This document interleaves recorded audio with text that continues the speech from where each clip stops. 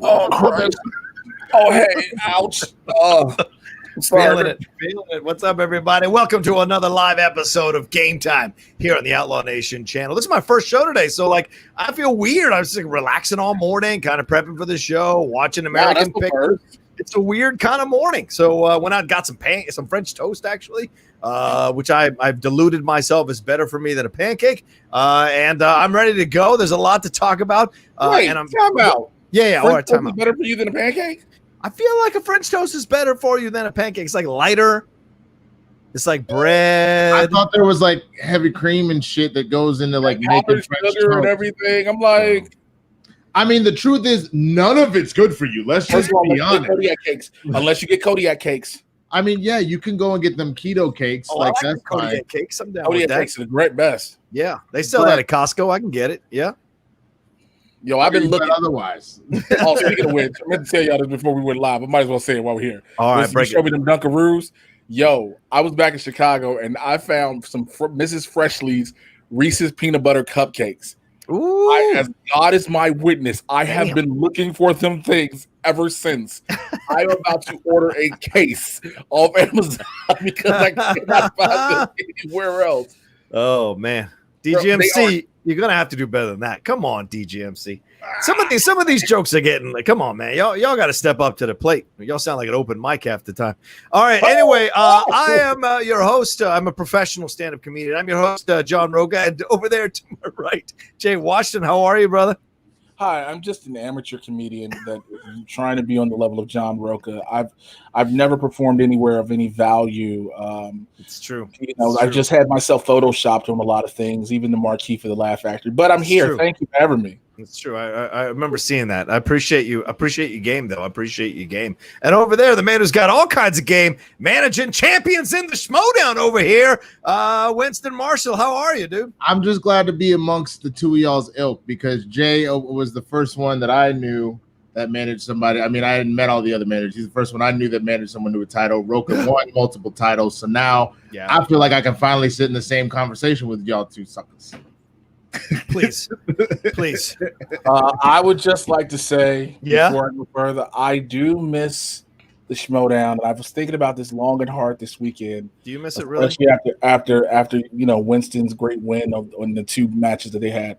Yeah. And I thought about something that really struck my heart, and it was like, I want to make a return, but I don't want to do it with just anybody. Yeah. Like, I want to manage the outlaw John Rocha. You usurping son of a bitch. Everybody been talking about what's Rocha gonna do next year. Maybe he'll go with Winston, and then you just gonna come up in this hole and just be like you snake ass, fuck a thick, you a snake ass bastard. That's what that shit is. This right here. Ass bitch. I just want to say the look on your face was the greatest shit ever. As soon as I said it, you're you're playing with the big boys now. Yeah, all right, good stuff. Anyway, we're getting into a lot of sports today. There's a lot to cover, and certainly we'll get into some of the baseball stuff, some of the NBA stuff as well, and maybe even an update on the Colorado State situation. But we got to start in the number one place, and that is college football. It looks more and more likely, like it is not going to happen, or some bastardized, half-born thing is going to come out of all this madness to play games this fall. It's kind of crazy. As I'm looking at this from Dan Patrick, he broke the story this morning on his show. He was talking about how there are certain elements that he's hearing from his sources that are saying this is not going to happen. That the power Big Ten and the Pac-12 have decided to cancel their upcoming football seasons. Look, they haven't announced this yet, but this is what Dan Patrick, a very, very reliable source, is hearing from his people, that the Big Ten and the Pac-12 are canceling their seasons. There is no update on the SEC. The rumors about the SEC are they're trying to get a delay to get other teams to leave their conferences for 1 year and join up with them. They're trying to convince the ACC and the Big 12 because they're kind of on the fence about it as well. As the SEC is looking at these exclusive TV contracts. He says, so Patrick said, so the SEC might go alone and bring in other schools. That's the latest. They are trying to buy time to see if the ACC or the Big 12 will go along with them. And don't forget that Notre Dame waived their independence this year for 1 year to join the ACC, because that's where they are for other sports, to play football, to have games in a conference, to be able to play a season and possibly qualify for a possible national championship or a playoff down the road this season. Of the Big Ten teams, only Nebraska and Iowa said they didn't want to cancel their seasons, but every other team in that conference said they want to cancel their season. So you guys are hearing this. We had the MAC cancel their season. ODU just canceled their season. UConn just canceled their season. But the MAC is the first conference fully to cancel their entire season. And now we're hearing the rumors that they might make the announcement in the next few days about the Pac-12 and the Big Ten. What do you guys think about this madness going on here? Are you surprised that the SEC wants to try to hold this conference? Yeah, I'm really not. Look at where the SEC is. Like, it literally makes sense that it would happen. I don't know why we're trying to push this. At this point, I think Winston has said this a couple of weeks ago, and I want to finally agree with him in full. Yeah. Cancel them all. I mean, the NBA is almost done. Let them run that thing out. NHL has been good from what we've heard. Yeah. So as long as they're still good, baseball is canceling games and postponing games left and right. Oh, yeah. There is nothing that says college football or football as a whole should happen this season. There is nothing positive that has said that. And for the SEC to be like, yo, well, we just going to do a conference and call it a day, is the risk really worth the reward? I understand that the SEC is trying to get these special TV contracts to hold everything, but when you look at coaching staff, players, and everything that's happening with this pandemic and this virus, that still is a thing, ladies and gentlemen. It's still a thing. It makes no sense.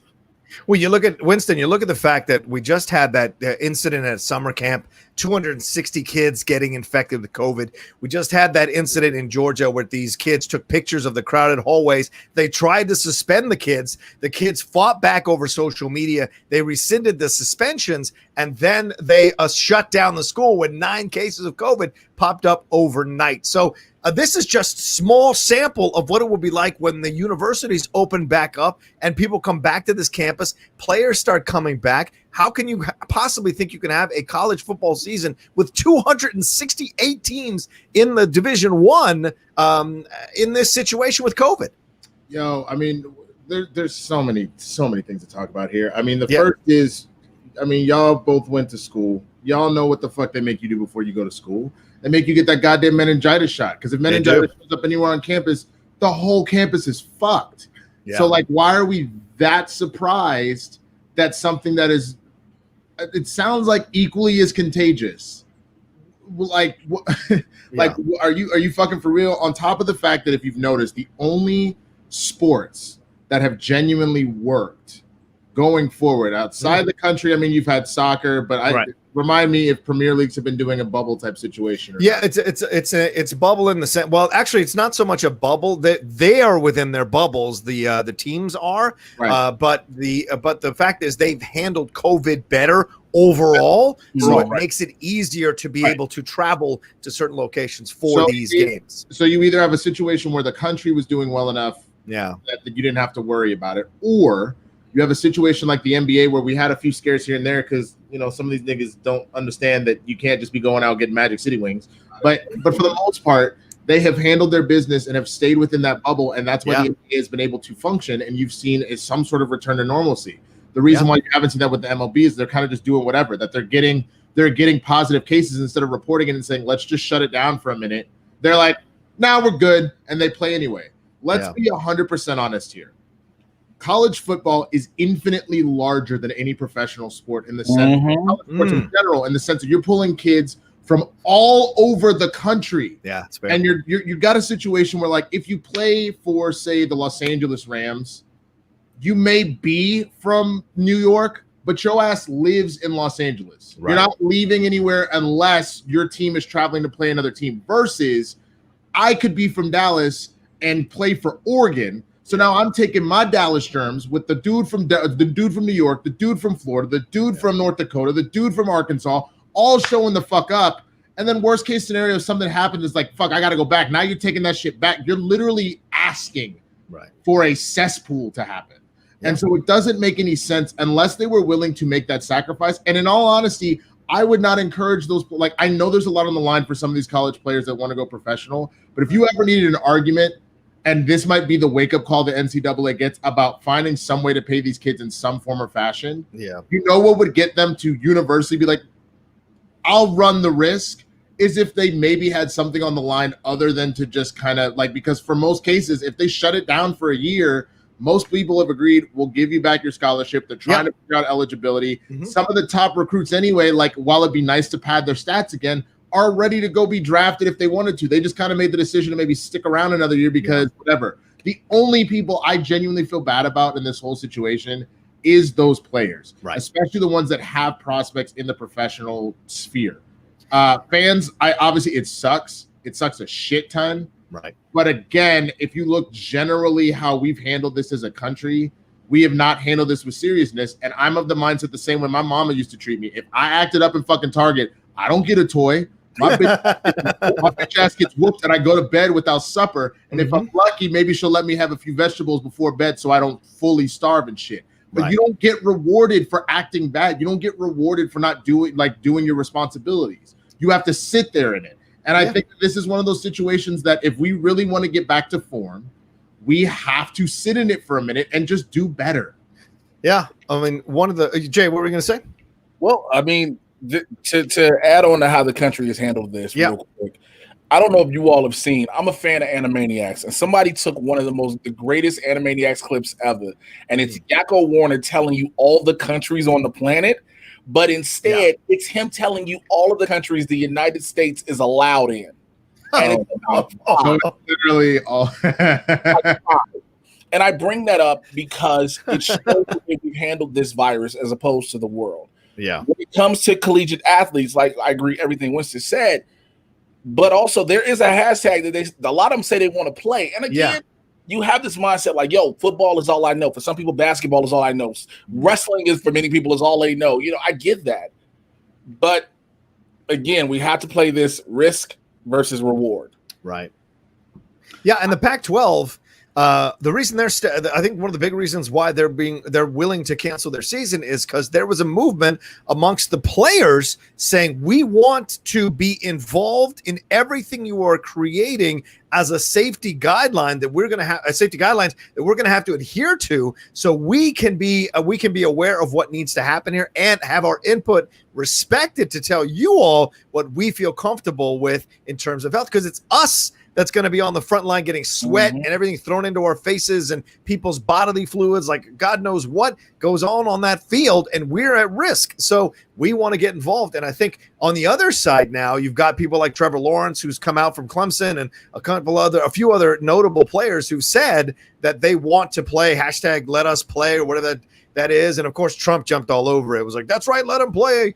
What does he care? They're not his kids. They can die. He doesn't give a shit. I also feel like he should shut the fuck up because, of course, his handling of this is the reason why now all of a sudden we're potentially having to cancel college football. So I'm just of the mindset. Honestly, I know that they're technically adults, but these are kids. First of all, I don't argue know any better as far as like I remember what the fuck I was doing at 19, at 20, at 21.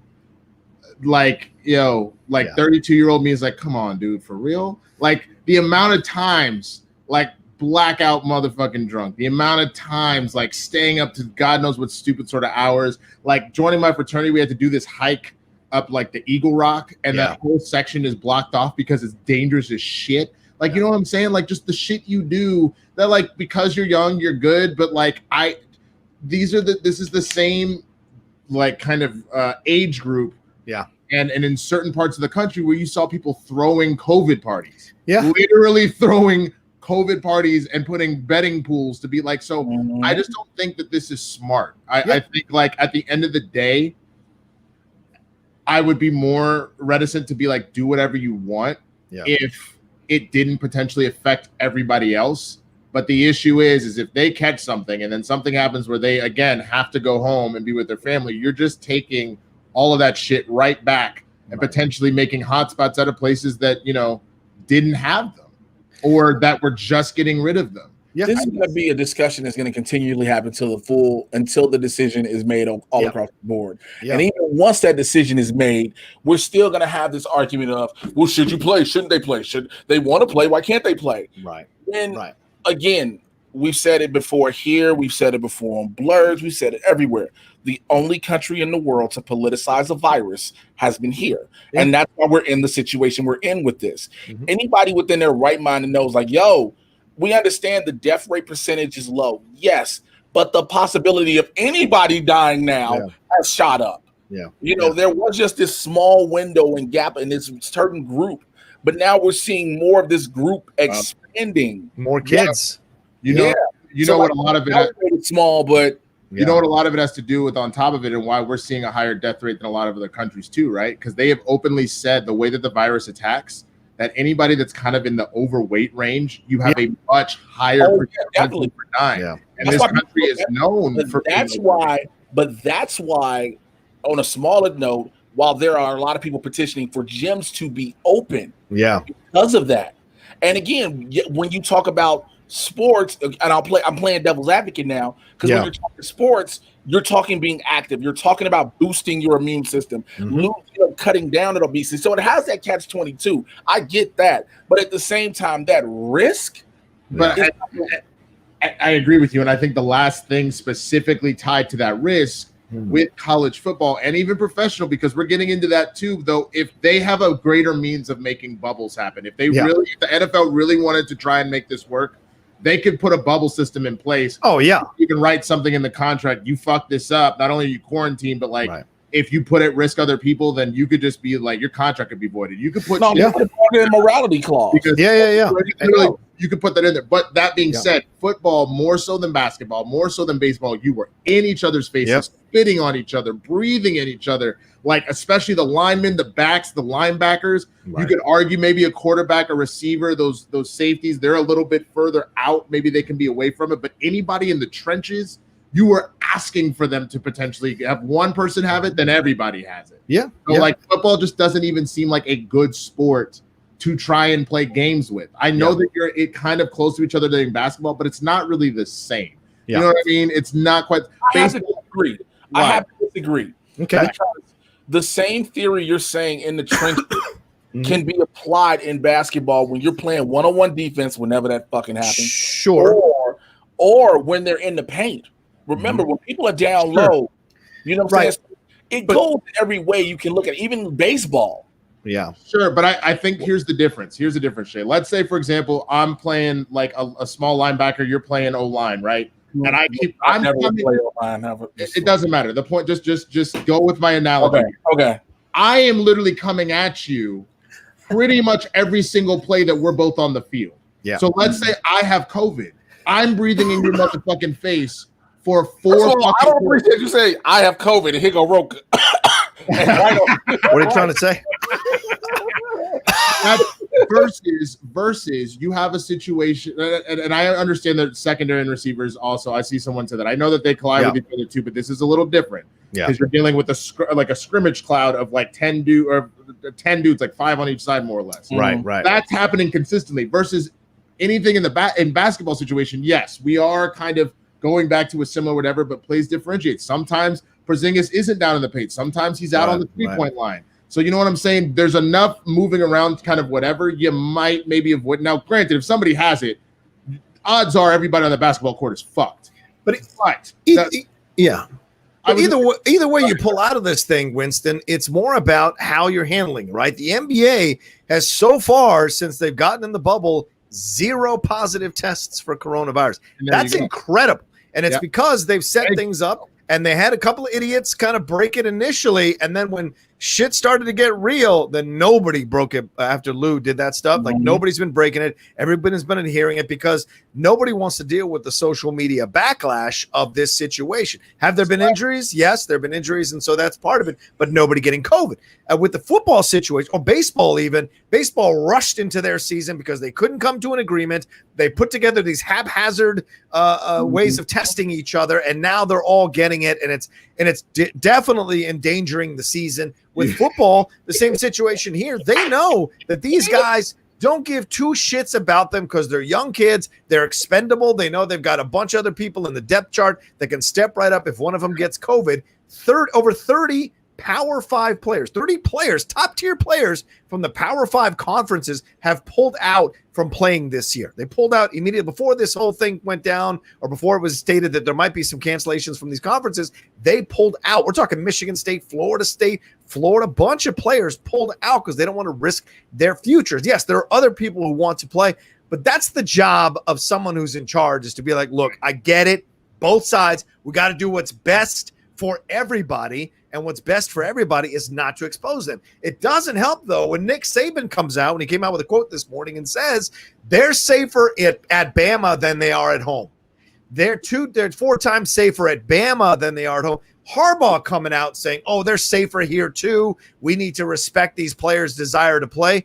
Bullshit. It's all about personal glory for you guys as coaches. You don't care what happens to these kids. You just want your wins. There's 2 things I want to get off the chest real quick. The first is I'm realizing with the MLB slapping shit together, the MLB this season has been the big baller brand of sports. Basically. With COVID, and them shoes and them knees are exploding. That's the first thing. And the second thing is, it's not just glory, it's the writings on the wall. Saban, Harbaugh, all these coaches that are getting paid an absurd amount of money know goddamn well if the NCAA falls apart, there goes their cash cow.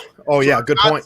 I'm not saying the competitive side of them is not kicking in. Do not get me wrong. Sure. In the same way you see all of us with the Schmodown and in wrestling and in stand-up, and we have proven that we're just as competitive in that regard. Yeah. But at the same time, to say something like your kids are safe, that's not even remotely true. They have to get on a plane. They have to be, again, around multiple people from all over around the country. You do not have parameters put into place to genuinely take care of these players. Now, if you're talking specifically about, like, say, some of the kids that come from, like, dangerous neighborhoods and shit like that, and you're worried about them, I mean, guess what? That's a whole different ballgame. Right. Those coaches also don't give a fuck like that. I've never, like you it was pulling teeth to get Saban and some of these coaches to be like, Black Lives Matter. All of a sudden now it's safer for them at Bama to be here. Like, what? Great point. It's my ass. I am using Drano right now. I need to go flush my pipes. I will be right back. All right. That can be taken several fucking ways. I just want y'all to know. Yeah, it's true. I'm using Drano right now. I got to flush these pipes. He's trying to get rid of COVID by drinking the Drano. Yeah, go ahead. But the thing is, too, the SEC, none of these collegiate teams are going to do a bubble. Yeah. They are not going to do a bubble. They're just trying to, their basic thought process is put them on campus and that's it. Yeah. And we'll be good. Like, that's not how this shit rolls. Yeah, and Jay, like you said earlier, you can't avoid the fact that most of the SEC is like in red state country. In red state country, where a lot of people down there are saying they don't need to wear masks. That's where you're seeing people get upset about it. We just had a crazy situation with all these people showing up at these parties, as Winston said, down in Florida, all numerous areas there. They just don't care about the situation, and I think that's irresponsible as hell and dangerous as hell as well, because these kids could contract, and it's always not about what they contract there. It's about what they bring out to other people. If they go and play, we're seeing the MLB, right? They show up and play at certain teams, certain gets it, then they go down, then they can't go and play another series with another team because they might infect that team. So it just goes in cycles here, and I don't understand the selfish desire to put this thing on. And it gets worse because they really want to force it to happen. The SEC's trying to work stuff out with these contracts, with these TV stations and TV channels, because don't forget, it isn't just the college football or NCAA, it's these television channels. Yeah, it's these, right? The SEC channel, Fox Sports 7,000. Like, there's all these channels of sports that rely on the constant stream of live sporting events. And if those live sporting events go up for a year, or God forbid, 2 years, how many of those networks are going to survive? So they're desperate at this point too. What's funny to me is that, like, I obviously feel for them. I mean, the three of us being in the industry, I mean, this industry has been hit harder than any other industry, I would argue, because you've either had every other industry find a way to come back to some sort of functionality or whatnot, but there's some sort of something. There was even furloughs set in place, whereas for a lot of people in our industry, you're that actor that's waiting on the next job. If there are no jobs to be had, there ain't no furlough to be had. You know what I'm saying? So, there's a part of me that does feel a little bad about that, but I'm also kind of like, It's just another situation of what people are fucking going through. I'm not saying that I want more people like doing that. I would much prefer that these people can keep their networks going, can keep their jobs going, all of that shit. I don't wish what we've been dealing with on anybody. Yeah. But this is that scenario where I'm kind of like, instead of fighting it and potentially making it worse. Yeah. If there's a level of acknowledgement of it and finding a way to flex. So let's say, for example, you can't show these live SEC games. Yeah. What can you do instead? Is there a way that you can capitalize on former games? Is there a way that you could be interviewing some of these players and trying to prep them in the draft in some other way? Yeah. Is there some other way that you can like manipulate this to keep shit moving? Right. Because if by fighting it, you don't look brave.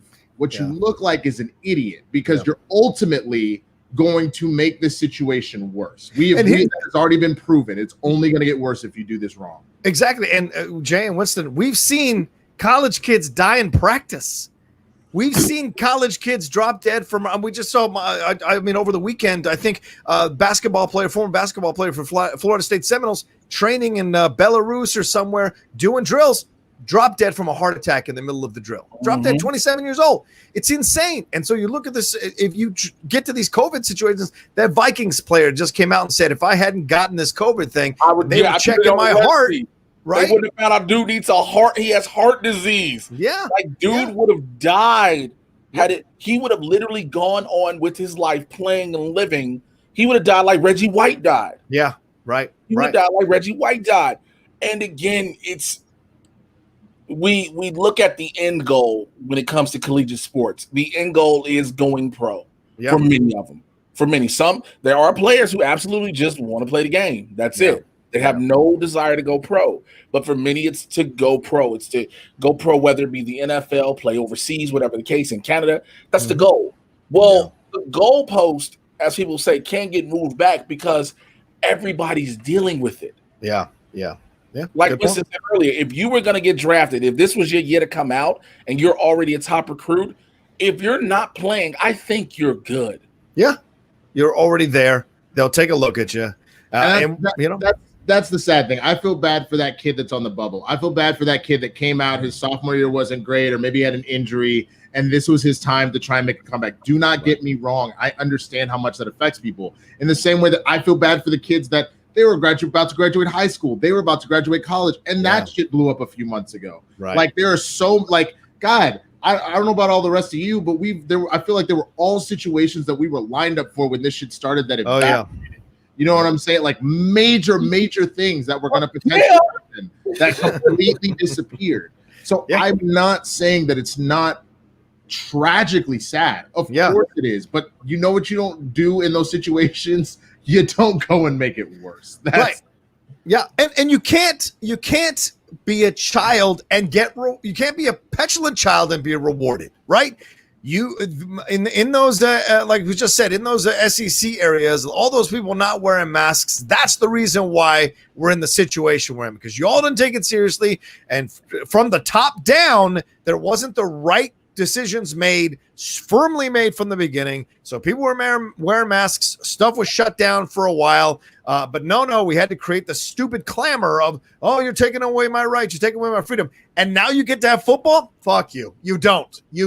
This is the price you pay for the life you choose. You don't get to do these things and not suffer the consequences. No, that's right. You don't get football this year. You don't get college football. You might not get NFL either, and it's because you didn't wear the damn masks, and you and your buddies sitting around, male or female, sitting around not wearing masks, going to Planet Fitness, going to the DMV, starting shit up, taking videos of yourselves. You're going to get Jay lit. And then you're going to cry, to me about the fact that you don't get no football. Yeah, you don't get football. Go to your room and think about what you've done and grow up when you come out of that goddamn room. It's frustrating. You rescind a part of your motherfucking argument. Look, the gyms were actually the best thing going in series. And honestly, the gyms actually had proven they didn't have any contract. It was bars and indoor restaurants. Right. Good point. Yeah. Just like, oh shit, man, fuck this. Let me sit all in your face. Hey, lady, how you doing? Like, that's literally what was going on. And I just wanted to make sure you don't. No. I'm not. I'm just saying, like, people handle it in certain ways. Jay did not take that well. He's about to be like, "Oh, what you not gonna do is talk about my gym. Not gonna talk about my gym." But I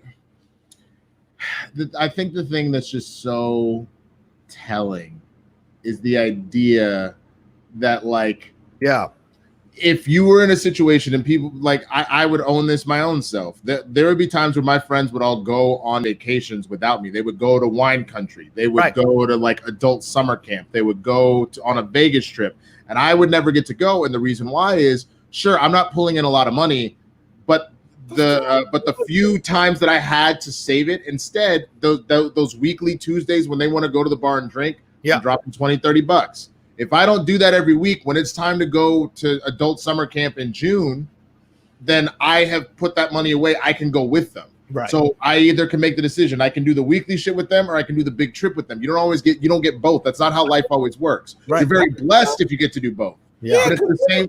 Going to wine country, I don't need friends like that. What the fuck? Wine country, you're going to the liquor store and getting Boone's Farm. But dude, a trip up to wine country ain't that expensive. It's essentially to go up there. You got to pay to drive. You need the gas. You're like hotel or Airbnb is going to set you back probably about $200 on the weekend, and the wine tasting sets you back about $150. It's a quick $350 trip. Bottle of wine from Costco in the front. I mean, I don't. Okay. That's all you, bro. That's all you, bro. Nobody hating on Costco brand liquors because it's actually brand name. They are brand.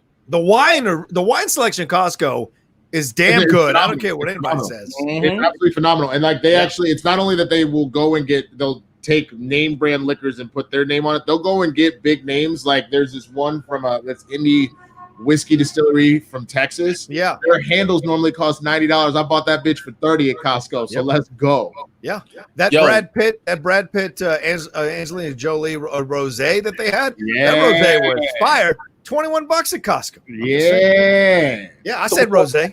Become a wine connoisseur. Yeah, well. I had an ex-girlfriend who's a little bit of a wine so every time they had the 5-cent sale, she was stacking up our house. Look at Daisy down here talking about it's a trip to the liquor store named Wine Country. We'll see what happens with the SEC. The announcements will be coming later on this week, I'm sure, with the rest of the other conferences. But the SEC is the one people are watching now. If that domino falls, we're not having college football at all for the rest of the year for sure. College football itself cancels, the NFL follow suit. We're going to discuss that in just a second. It's a great point, Jay. Let's get into some of these super chats first, guys. Please send in and ladies, please send in your super chats. Send in your Streamlabs. Those are the things that keep the lights on in this place. It helps me to pay these guys to be on the show. So please send them in. I prefer the Streamlabs over the super chats, but please send in when you can. Tim Sims says. Here to say, as a childhood Astros fan, given the scandal, how we're playing, and this recent Oakland incident, we're not having fun right now, and neither are our guys. Still not abandoning ship. Totally respect that, Tim. Maybe you guys should stop plunking players who've turned state's evidence on your asses. I'm just saying, Tim. They're trying to kill snitches. You think anybody feels bad about? No, I mean, snitches get baseball stitches. Yeah. Go ahead, Winston. I was just gonna say, Tim. I look into the camera, and I know I'm looking in the right camera, and not one like I've done in the past. I look in the camera and I say this, man. I do not blame you for being, caring about your team and still being like, fuck it, like I'm here for what the team name is, maybe not what they did. Yeah. That's that same shit that a parent does when their child gets convicted of a major crime. You still love your kid, but you also got to be real with them and be like, you need to own up responsibility for your actions. Yeah. My mom has told me a million times, if you do something wrong, I'm gonna love you and I'll do what I can to like help make sure that you minimize your stuff. But if you do something wrong and you need to be punished for it, you need to be punished for it. Yeah. And that's what it is. They didn't get punished. So I don't necessarily feel bad about players like, what was his name? Joe Kelly on the Dodgers, throwing heat. And then like when you try and take out a dude that exposed your bullshit and then y'all trying to put a bounty on his ass, man, y'all, all the Astros players can catch hands. I'm sorry. Like, fuck that shit. I don't disagree. Y'all out here deliberately trying to murder state's witnesses on the mound. Twice. We're getting into that. Rob Lowe was on Joe Rogan the other day. He wore that new Houston Astros hat. It has an asterisk behind the H instead of the star. It is brilliant. It is brilliant. You got to find that. It's a great hat. The whole thing with Astros, like I don't if any other team and any other people still support the Patriots, so let's just keep it real. People support the Saints after Bounty Gate. I would argue that what the Patriots did, as bad as Deflategate and Spygate were not nearly as bad as this. Oh no. The fact that the retribution that we are seeing is happening live in front of us, like we are witnessing the league show you how they feel, bro. The funniest part to me is people taking clips of all the strikeouts that are happening to the Astros. Be like, damn, it's a lot harder when you don't know what the fuck is coming, isn't it? The Astros look like trash this year, dog. Yeah. They look like Altuve ain't doing shit. When they find you out, they find you out, man. Yeah. Can you imagine being in the locker room, being the skipper, like, guys? Tim Sims said, did Rob Lowe do something? Yeah, here's Rob Lowe's thing. Look at that. See the asterisk behind the H? He's the one that wore the hat. That's hilarious. Yeah. Look at that. That's a great hat. I don't necessarily fuck with Rob Lowe for other reasons, but that's funny. I like Rob the other Lowe. Side. Someone posted this picture of him and goes, Rob likes all 32 of the NFL teams. I like that one. Rob Lowe's the same person who wore Negro League baseball hat. Was like, really? Yeah. Really? Yeah. So since you wore that hat, can you tell us how you feel about certain issues right now? Yeah, let's talk about it. Let's see. Daniel Hagan said Winston is right. Practical considerations aside, this country did not earn its sports this year. Yeah, I think we're all in agreement with that. Damn sports. Go to you ain't get to play no goddamn Sonic the Hedgehog. I told your ass to I told your ass to act right. Tim Sim said, anyone saw the hashtag we want to play by many college football players? What do y'all think? Passionate, agenda-driven, or ill-informed? We touched on it earlier during our discussion here, Tim, but certainly I think I think the players have a right to put that out there. It's freedom of speech. I got no issue with that. But I do think it's a little bit agenda-driven, especially when Trump gets behind it. But ill-informed, maybe. I think these kids just want to play so they can have a status or have another year of playing college football and then get higher up in the draft. That's gets you paid more than if you are lower in the draft. So that's agenda there. You know, the other thing too, Rocha, I think part of it, and I think maybe the one I'd be very curious to see who the ones that are saying it the most. I wouldn't even be surprised if some of the ones that are saying it the most are the kids that don't have a professional career lined up. Fair point. Yeah. So they're like, I need to get as many of these games, these hours, these practices. I don't get to keep doing this. And so that's the thing that's so sad. Think about the people that got forced into early retirement because of injuries, because of God knows what other stuff fucking happens, So Penny Hardaway. Huh? Penny, yeah, Penny. Grant Hill. Oh, poor Grant Hill. I thought Derrick Rose was done, bro. After these exploded a second time, I was like, that's it. Can you imagine being a Rose fan growing up 2 blocks? Oh, no shit. Like, not now, Jesus. We got so much more to dribble for. Stop jumping. But I think the fact that when it comes to these players too, this is the thing that sucks the most. And I saw that we'll go to SuperChat real quick. Yeah. These are the same players like, yo, let us play. Fuck this virus. Let us play. Then get it. And we got to see this. Hey, guys, listen. COVID-19 is real. It's so real. Please. You got all the Instagram live talking about, please don't. This is not a joke. You don't. Yeah. We're seeing so many of those now. Stay home. Please stay home. I wish I'd listened. I should have never made fun of it. Fuck you. We should have listened. They should put you in jail for that once you admit it. I should have listened. Jail. Corey Scott Johnson. So can we all agree that we understand why Tristan cheated? Jordan is thick like lumpy mashed potatoes. Did you see the video, John? What is this? I don't know. What is this? What is this all about? Okay, see if you can find it. So Jordan, what Jordan Woods. So she was the girl that was friends with Kendall, I guess. Chloe. No. She was friends with Kendall, but then Chloe's baby daddy, Tristan Thompson, like they were at the club and Jordan was sitting on his lap and I guess they kissed a little bit. It doesn't sound like they had sex or nothing, but there was kind of some impropriety happening, and they went full on at Jordan and cut her out the family as far as like, we're done with you. But I think it's bullshit because you look at it, it was really Tristan that was doing everything. Tristan pushed all of that shit forward. It doesn't matter. That's that Kardashian drama. But someone put out a video of her. I'm getting it right out of her own social media. Who is she? So she's just a socialite. That's it. She's just a socialite that kicks it with the Kardashian. But hold on, Rocha. So She put a video on her Instagram of her getting a massage. Yeah. Bruce was giving her a booty massage. And you think you've seen ass on Nicki Minaj and Cardi B making the stat? Oh my God. Is it like Coco? Bro, nothing. Let me tell you something. When God made her, he broke the mold. Oh boy. God made an ass that is jiggle of natural goodness. Okay. God made an ass that is of the beautiful bounties of heaven. God made an ass. I'm finna send it to you. I would essentially say, Roga, it's not even like mashed potatoes. It's more like potato salad, bro. She would literally, he's right. She would be the logo of the Washington State. All right, fair. Like, she thick like Southern biscuits. She thick like she thick like if you don't have something to drink when you eat that Popeyes biscuit, you gonna choke. That kind of thing. I don't doubt it. I don't doubt it. 1 million views easily. Oh my God! Let's see here. We got a thing. That Bruce Leroy donated StreamLabs, said officially cancer free. Yeah, awesome, Bruce. Yes, sir. Thanks, congratulations. He said great. He's cancer free, brother, man. Congratulations, man. Congratulations.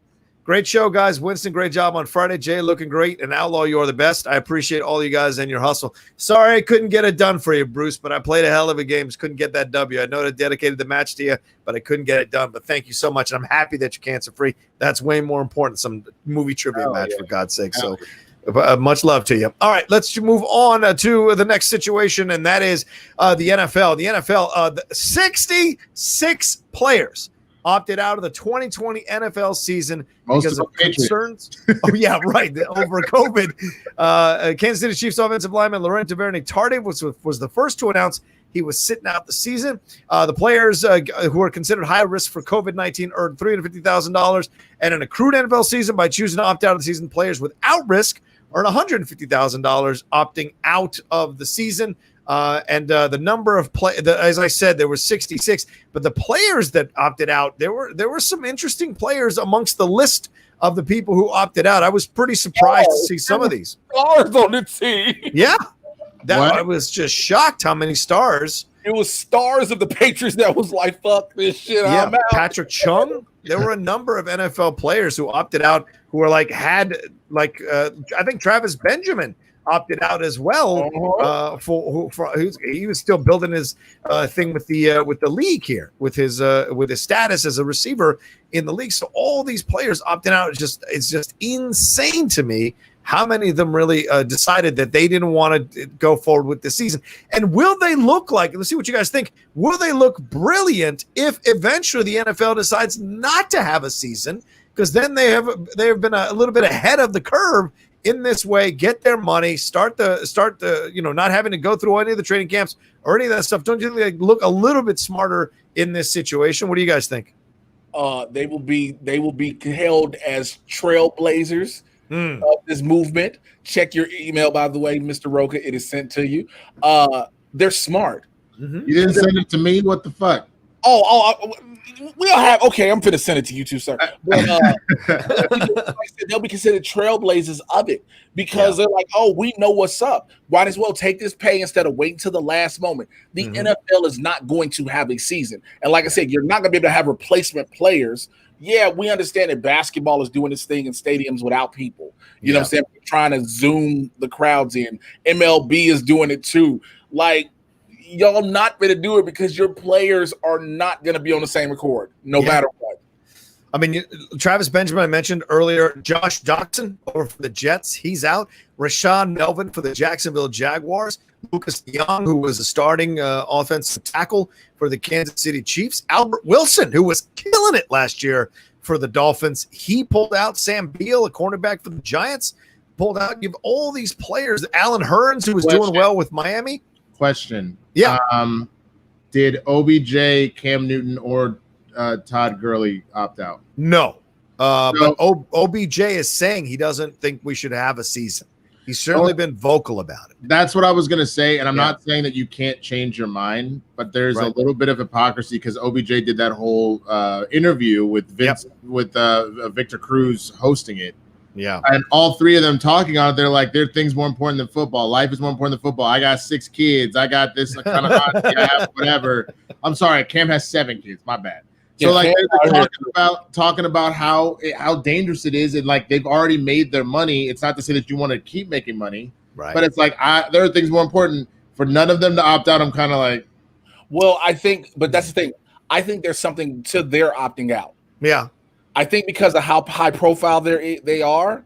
There probably is some contractual stuff and things like that where their contracts we don't know, part of the contracts we don't know about that isn't public information that is keeping them from opting out just yet. Like I think there's got to be something. There's no just yet. You had to do it by Thursday. If you didn't do it, you have to play. No.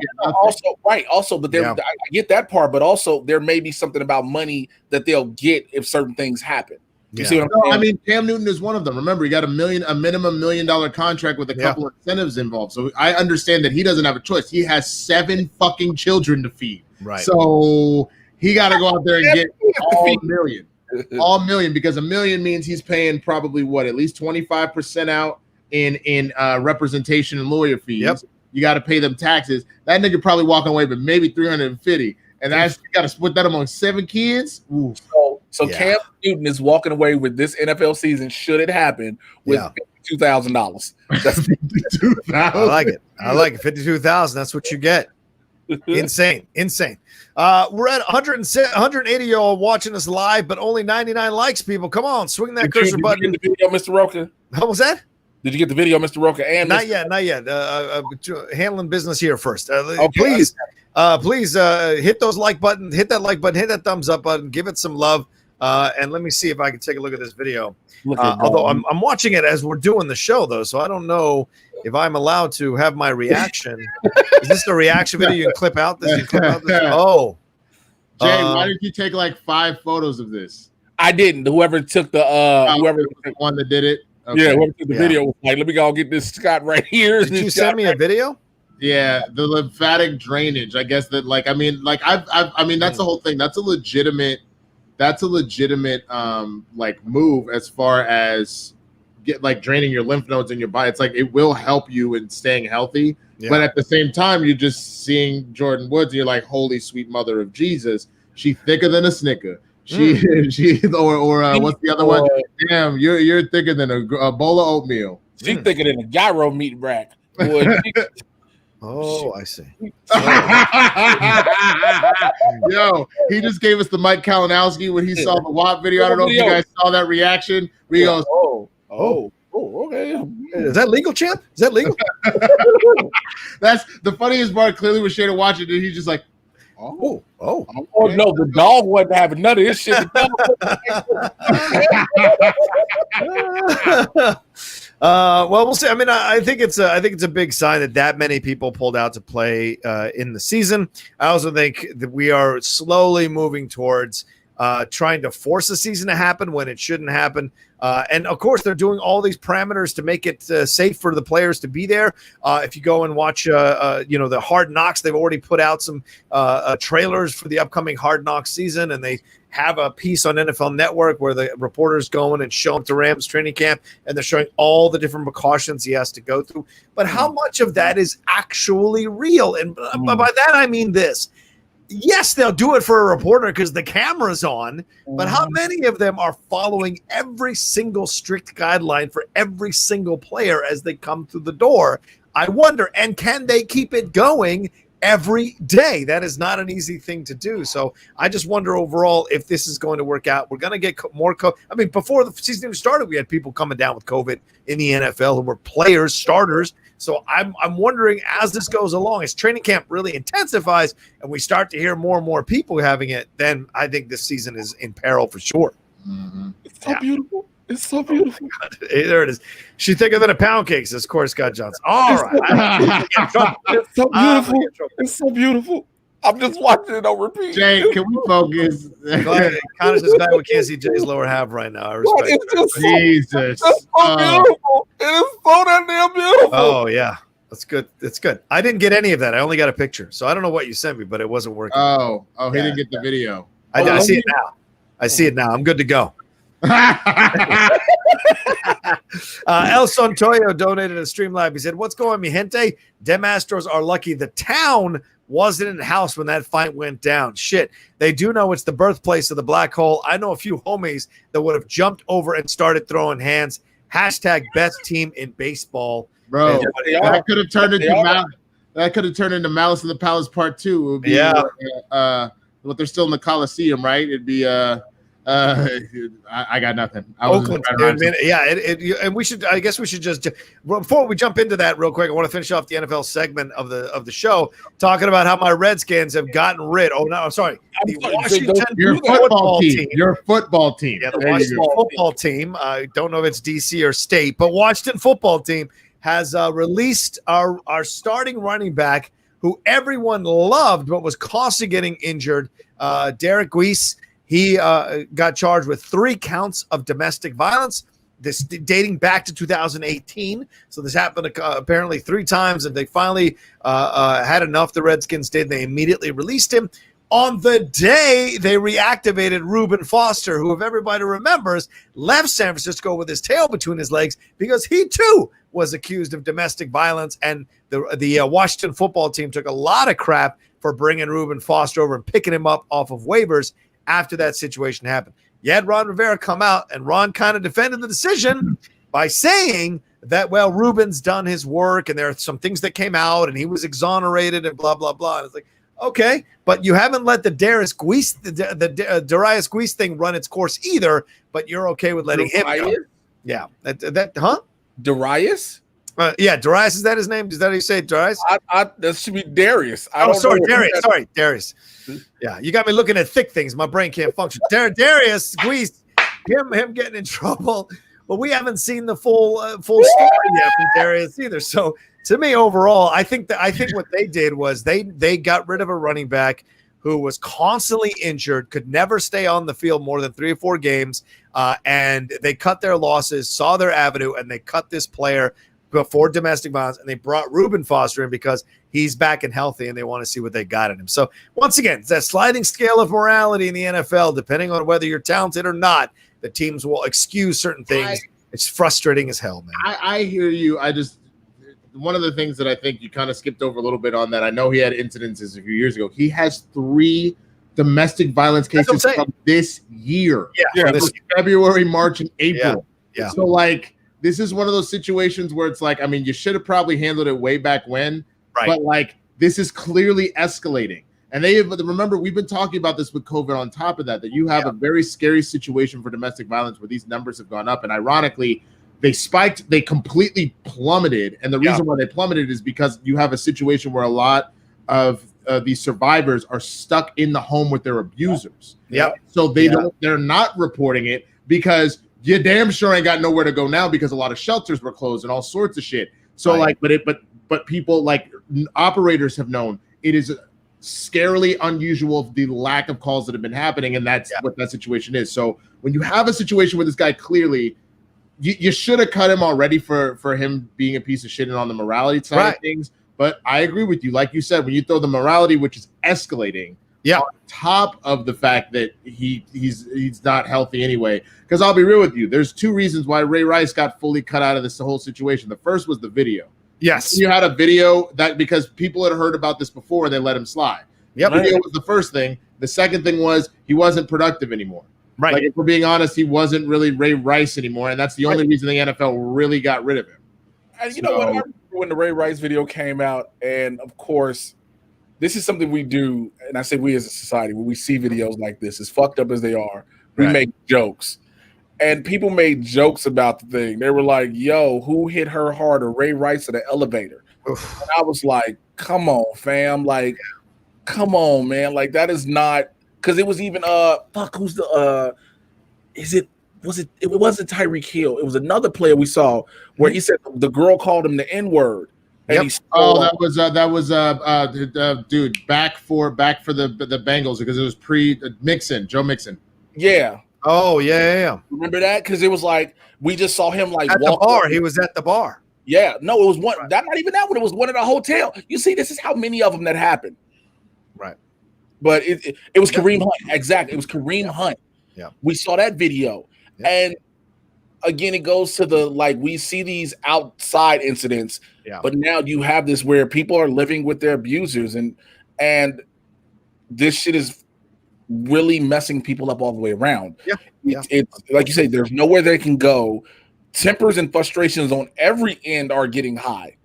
Because you have parents who use their kids being in school as their time to break away from that, who have to deal with that. It's so much. This is just I don't disagree. It's crazy. I mean, I don't know where in the end we're going to go with this, but it's certainly testing a lot of relationships, testing a lot of situations here professionally for some of the players, for the teams themselves. This is another thing people said, if you send people home, send these athletes home, is it going to increase domestic violence situations? Is it going to increase these abuse situations? I don't know, man. I don't know. It's why it's tough to pick the right course. There is a right course, I believe, but it's also not without its consequences down the road, indirectly or directly, and that's the unfortunate truth of the situation. I mean, I feel like this is another one of those situations where you want to talk about, let's get at the nitty-gritty of what we really are as a society, who we are as people. It's to see what you do, not on your best day, but in your worst. So, for example, I take a lot of judgment of how people treat service industry people. And let's say something goes wrong in a restaurant. Are you cussing somebody out? Are you treating it with a cool head? Right. How do you handle things like that? This is one of those worst case scenarios where you're talking physical health, economy, all sorts of things have gone to shit. How are you responding? And to that point, the way we treat domestic violence in this country, but especially when it comes to quote unquote untouchable people, so like athletes, this just says a lot about who we are right now, honestly. So hopefully we do better going forward. From your lips to God's ears, man, we shall see. That's for sure. And I myself want to make sure that they handle these things in the right way. Because I mean, if you kind of go and talk about how you're like a changed place and you want to attract free agents and you want to make sure people understand what's going on with your team and that you're a different team now. This is where people are watching. This is where agents are watching. This is where players are watching, and players' families and players' wives are watching. Don't discount that as well. When they look at this situation, church leaders are watching. Well, I don't think you should go to that. Look at what's happening here for your benefit. Maybe another situation is better for you. So don't discount that stuff at all in terms of that. So we shall see, man. We shall see. All right, let's take a quick look at some of any Streamlabs or Super Chats that come through. We do have one from Randy Constance. Randy, I'm not sure if we can answer this one right now necessarily, but you're asking who deserves the bubble MVP, Devin Booker, Dame Dollar, which of course is Damon Lillard, or TJ Warren, who's been like the answer is Luka Doncic. Have you seen? Wow, Luka, bro. Yeah, he's gonna stay in Luka stand. His numbers have been insane. On top of the fact that I know y'all saw that, but between his legs, behind Giannis's back to the homie for a yam. Come on now. That was beautiful. No doubt. No doubt. It's a good point. There's the Streamlabs right there. There's the address. Thank you, Jake, for watching along with us. There it is. Please send in your Streamlabs, send in your super chats, send in the likes as well. I got a lot of love for Devin Booker, although and so does apparently Draymond Green, which cost him $50,000. How would you like to do that? Just talk about a player and how much you enjoy him. It's like $50,000, Draymond. Man, you got to have some extra cash lying around to think you can just afford a $50,000 for talking a little bit. It's crazy. Well, speaking of talking, let's move on to our next story. Let's take a quick look at this clip.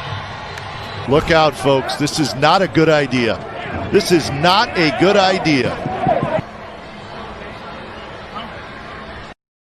Yo, why you the hidden coach talking shit? Also, you are one of the only coaches that scathed this whole thing. You scathed cleanly. You shouldn't say a thing. You should literally just be talking to the players like, yo, that's some bullshit. You shouldn't be outwardly saying. Look, these games were pretty chill. There were two chill games, and all of a sudden, this happened on Sunday. Apparently Oakland pitcher Mike Fears he's the one that like kind of released the information about the sign stealing and all of that. And things got out of hand here with these two, with Roman Laureano getting hit by a pitch for the third time in this 3-game series. This one was thrown by Humberto. Play it again one more time. Play it again one more time. All right, I'll play it one more again. I'm going to get in trouble, I think. It's under 6 seconds. I think I'm okay, right? Or under 7 seconds. I think I'm okay. Look out, folks. This is not a good idea. This is not a good idea. Yeah, it's the third time, and they come at him. And right there's the hitting coach. What's that all about? Like, what is that? Why is the hitting coach, as Jay said, why is a broken down former player jawing at a current young player? What is that all about? Why do dudes have to pull that bullshit in the middle of a game? It's like, dude, you're not even part of this, son. You're not even part of this, son. You're a hitting coach, son. You're not even on the field, son. It's just so frustrating to me to cause that kind of crap and then have this, especially with COVID, these guys don't know each other could catch it. Rocha just had more sons than Cam Newton right now. He was out here just like, hello. Right, tell him.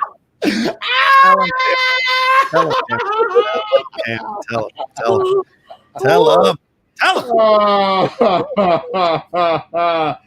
Oh, there it is. There's that magic from the last 2 weeks. Man. I'm just my whole thing is though, any fights that any team gets in with the Astros, I'm just gonna be real. I'm instantly taking the other team's side. Of course. I don't feel sorry for the Astros at all. Nope. The hitting coach said something about the player's mother, according to ESPN. Oh, dude. I and the thing is, what sucks is the hitting coach steps back when homie starts running at him and bring people in front of him. Exactly. He goes, bro, balls now, man.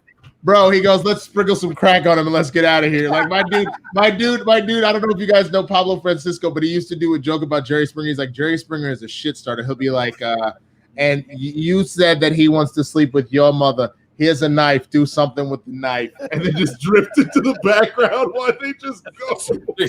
Dave Phil, sprinkle a crack on him. Oh, man. Impulse says, as a St. Louis Cardinals fan, 156 Impulse, sorry. As a St. Louis Cardinals fan, I'm not happy, and that fight was wild.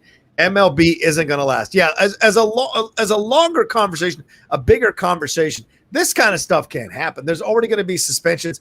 And somebody tweeted out perfectly. I retweeted them today. Dave Clark Sports said Laureano is going to get more games for getting mad about getting hit 3 times in a 3-game series and rushing that bench after being goaded by the hitting coach than any of the Astros are going to get for cheating. Bro, and that's crazy. Fuck the Schmo Minati. This is that MLB Minati or whatever the fuck you want to call it, because why have the Astros been this protected? Right. It doesn't make sense to me. There's something else behind that whole story, too. The fact that they're not protected. There has to be. And part of it might be from the standpoint that I get that like the steroids were wild, but do you notice how nobody that actually watches the sport gave a fuck? They were like, I got to see like 5,000 home runs this year. Like they were like, this is the most exciting the game's ever been. Versus in this particular situation, this is where people are genuinely mad because you're having teams, you're having fans of teams, you're having players on all these teams that are like, I thought I had a fair shake at this, like for real. Because that was the thing. Just because Mark McGwire was hitting all them home runs, just because Sammy Sosa was hitting all them home runs, that didn't translate to world championships. Yeah. That just was interesting for their games and for their home run race. It saved MLB after the strike, but yeah, it was only interesting for that situation, right? But if this is what's happening, now you're at a situation where you are literally saying that it is that the integrity of this game is shooketh, it would be absolute. Like people would be like, well, then fuck this. Why would I watch? This isn't real. Right. Tim, why'd you leave? Tim, you got to defend your Stros, man. You got to. You can't just come in and say this stuff and then leave, bro. You got to stay around, man. Let me hit you with the. All right, I'm gonna go head on up out of here. Hey, as much as y'all be talking about them goddamn Chicago tight ends at Jay, Tim, you can take it. Just throw in a couple tight end Jay jokes and you'll feel better. It'll be fine. Hey, bitch, won't you? I'm trying to help one of our fans that donates money to us, sir. If you got to take it on the chin, you can take it. Come on. I like what Dave General says. What's BS is that it's the Astros players targeting their traders. They're targeting the people who turned on them or admitted that was happening. They're going by street code. They're going get stitches. And everybody thought the Astros, and remember before the beginning of the season, during the offseason, everybody was like, well, fuck, they going to go at the Astros head themselves. Right. And like it really hasn't been much of that. It's just they've been proving that you're an inferior team. They just prove you're an inferior team. Well, and the thing is this, look, I get go ahead. Sorry, Jay, I cut you off. They've proven it's an inferior team, but you got the Astros sitting there like, bitch, you snitched. Yeah. It's old school. Look, I don't want to delve too deep into this, but to me, it's old school toxic masculinity bullshit. You shouldn't have said anything, and now I'm going to hit you with the ball because that's the rules of the game. But you got to cut that crap out. I call it street shit. Yeah. I call it street shit. I call it snitches get stitches. That's what it is, because that's literally Street shit. Yeah, But shit, yo. it's legit. It ain't toxic masculinity. It's street shit. Snitches get stitches. Like legit. But that's what street shit is toxic masculinity. He's not wrong. He's not. He's cock around, shoving your chest out, and saying all this stuff, and it's all bullshit, man. It's all just. I would say this. To be honest with you, I think if the snitches came out, busted them for their shit, and then they genuinely got busted and were punished, I don't think you can go after the snitches. I mean, that happens. But 1,000%. your ass snitches, and I don't get caught, I'm gonna beat your ass. It's like this. You snitched on us. You told the world about us. Now everybody looking at us. Ain't shit happened. Right. We got our World Series win and trophy. Right. Ain't no asterisk as of now. Ain't no asterisk in the history book. But you didn't put all our business out here, motherfucker. Are you serious? Yeah. See, that's the thing. Play the game. Okay. Instead of going, you know what? You're right. You caught me. I shouldn't have done it. I take the punishment like a man. I take the punishment and I'll take the hits. And yeah, they're gonna beat us. But do you understand if the Astros had played this differently and they were just kind of like, you know what, we're gonna take the abuse, we're gonna take the hits, whatever. Eventually the public narrative would turn to see them as underdogs and they would start to cheer for them because they accepted their punishment or accepted the reaction from other teams and they were the bigger team. And when you're the bigger team, the fans start to all of a sudden embrace you and see you as an underdog because it's not easy to be the bigger person in these situations. Have none of the Astros seen Hamilton? They're millionaires. They can afford tickets. All you got to do is just out yourself before your enemies can. Here's the thing. I cheated in the game and I cheated on my wife. Go ahead, lambast me. I get it. Now let's move on. In other words, what you're saying is pull an Eminem in 8 Mile. You just have to be rabbit yourself. Yeah. Be rabbit yourself. Nobody can touch you. Also, stop cheating, bitch. Just stop cheating. Stop cheating. Well, they'll never be able to cheat again. But at the same time, people are like, they're going to be these diehard Houston fans, like they're diehard any team fans, who'll be like, one day we're going to return to glory. And you're going to be like, no. Ain't nobody going to and at this point now, there is a point to destroy the Astros on the field every single game they play. Yeah. I mean, they're going after the people who were there in the room where it happened. So, I mean, that's the thing. That's the thing right there. My other thing that I would even say, to be honest with you, right? Full. I see you full circle. The room where it happened. But I think the other thing that I would say, and this is to any fan of any potentially put on a shirt, stop cheating, bitch. I like that. I like this. Why do I feel like that's a shirt by a simp that he wears because his wife keep cheating? He just wears a shirt that says stop cheating, bitch. Look, Lewis Winston, he don't say shit. He just put it on and walk in the door. She just hi, honey. Oh my god! Just like this. But the one thing I would say, and it's not just about Astros fans, it's about any team that if you genuinely are caught cheating and doing stuff like that, as a fan, just denounce the fucking team. You can, like I said, in the same way that you could see a parent denounce what their child has done but still love them. I would have more respect for Astros fans if they were like, "Yo, it's real. Our team fucked up. They cheated their way to a championship. I am very ashamed of this. I still love them because this is my hometown team. This is the team I've loved since I was a boy. This is the team that whatever. But what gets me and why I continue to pile on a lot of Astros fans, Tim Sim hasn't necessarily been one of them. But there have been so many. There have been so many. They're like, man, whatever. So-and-so does that. Stop worrying about so-and-so. You were caught red-handed. Just admit that it happened. And I respect you more as a fan, as a man, as a woman, as whoever is supporting them, because then you're at least admitting that there was something wrong there. But the more you try and pass the buck, well, so-and-so did that too. Again, that to me is more of a snitch situation than anything else. Is when you're in trouble that you're like, but what about so-and-so? So-and-so did that shit too. That's that snitch shit that people have problems with. It's It's not the whistleblowers on like we got a regulation on some chemicals and shit. Like this company isn't handling it. It's the people that are like, well, if I'm going to jail, I'm taking every bitch with me. That's the problem. Yeah, that is the problem. I don't disagree with you there. And we'll see. I mean, this is not going to end. And this to me feels like a complete and utter debacle. The MLB right now this season. I know Aaron Judge is doing great. The Yankees, there's some good stories. The Cubs are doing great. I know, but all this other stuff, the stuff with the Cardinals now, let's get into that. That's the next part of this baseball situation.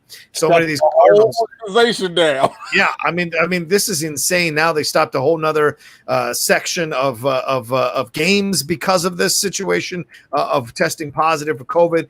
It's more of these games that are being missed. So they're now reverting to the idea of like, oh, well, we'll just adjust. And this has happened before where teams haven't played an equal amount of games in a season and we've still been able to figure it out. But all around, this does not seem like the smart move because it just kind of it allows for an advantage and disadvantage in all these situations. And the Cardinals, they remove themselves indefinitely now from the field. They're suspended indefinitely now as a team. That's insane. They suspended themselves after a 10th player, outfielder Lane Thomas, was confirmed positive for COVID-19, which brings the team's total to 17 positive tests in 11 days. And this comes on the heels of MLB postponing their 3-game series against Pittsburgh that was supposed to start tonight in St. Louis. And the remaining games on the schedule in Detroit and Chicago later this week were also postponed or uncertain at this point. And they said, John Mozeliak, who's the president of baseball operations, says, in terms of when we're going to get back on the field and get back to baseball, I just don't know. I'm not going to guess. Allow a few days to come and go, and then we'll reassess. Not having experience, not truly isolated, prevented from spreading. We're learning as we go. I wish I had better answers. I wish I had something firm, but I don't at this time. So this is what you come down to is like this stubborn, pig-headed desire to keep going with this season is causing the health risks to all these players. And Freddie Freeman, for anyone who's remotely on the fence, read Freddie Freeman's Instagram post about going through COVID.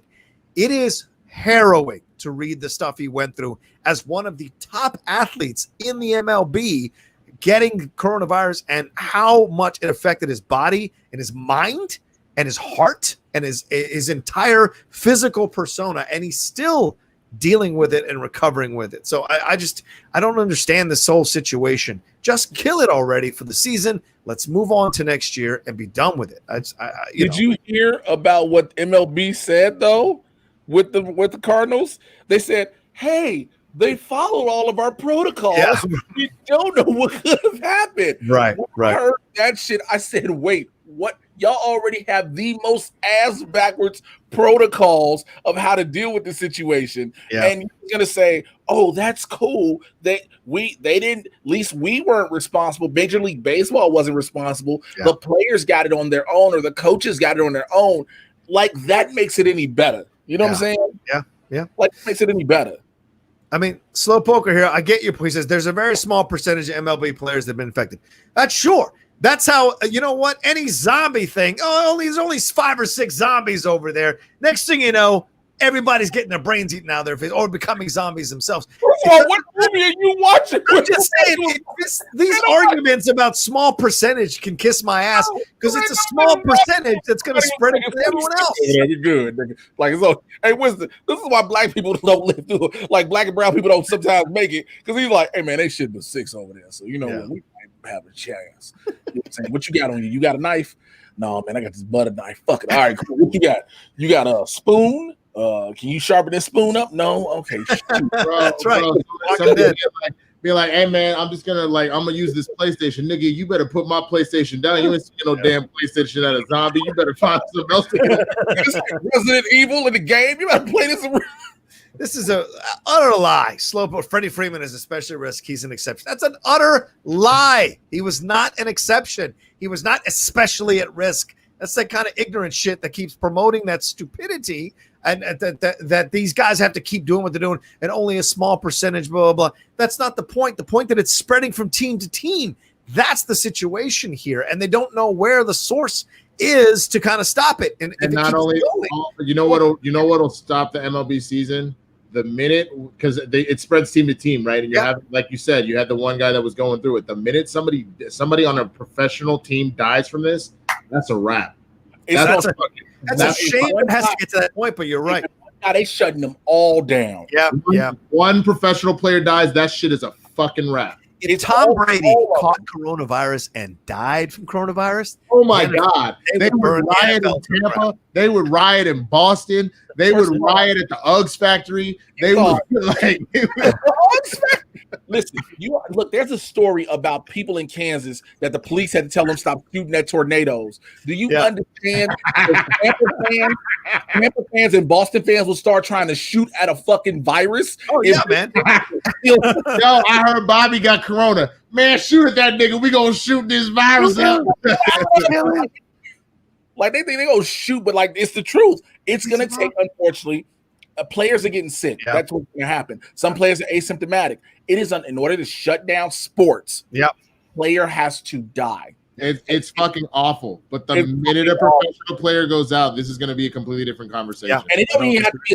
And people, just so people know, we said Tom Brady. It don't have to be a star player. No, you're right. It just has to be a player. Yeah. You're not wrong. Player. Let me say that. Active. 156 Impulse is my best friend is a Dodgers fan from LA. He enjoyed this fight. He hates Houston. Wow, that's fair. That's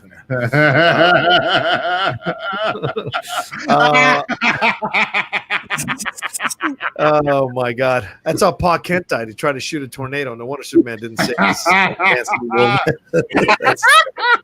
That's terrible. What are you talking about? Wait, somebody said Pa Kent? Oh my God. It's a true fucking story. In Kansas, they had to tell them stop. They had to tell residents stop shooting at the tornadoes because they thought they could stop tornadoes by shooting at them. And I was like, what in the hillbilly fuck? Like, why shoot at tornadoes?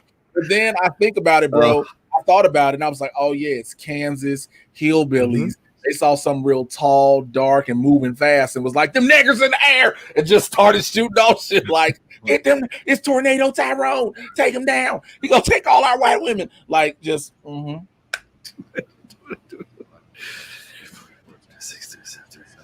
What are y'all reading? I'm trying to count how many. 55 players. 55 players have tested positive for COVID. MLB? Yeah, MLB. You want to talk to me about the fact that it's a small percentage? Kiss my ass. How many you got? 142, 43, 44, 45, 46, 47, 48. This one says 48, but this came out. This was July 23rd. Yeah, and that's what I'm saying. That's weeks ago. Yeah, so that's before the Cardinals got all. Yeah, then how many professional players are in the MLB? I'm very curious because that's the whole point. You see how fast this shit is fucking spreading? Yeah, in 2-3 weeks, all of a sudden the numbers have ballooned up compared to what they were before. They've almost quadrupled.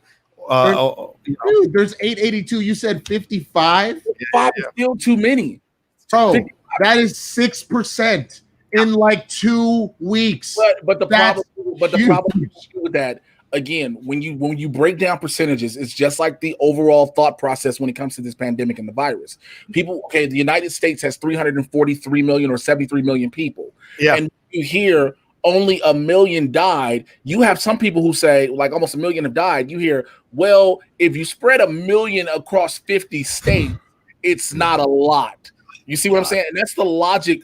But see, that's the problem. People are so quick to try and look at because that's the whole argument. I don't want to get fully into that because we're talking sports right now, but that's the whole argument when people try to be like, well, you know, like white guys are getting killed by cops more than black guys. It's like, yeah, but let's look at that particular situation of how much percentage of the country is black, how much of the percentage of the country is white, and then let's look at like literally percentages. So you're talking about like, oh, maybe 5% of white dudes are getting killed by cops, whereas 20% of black dudes are getting killed by cops.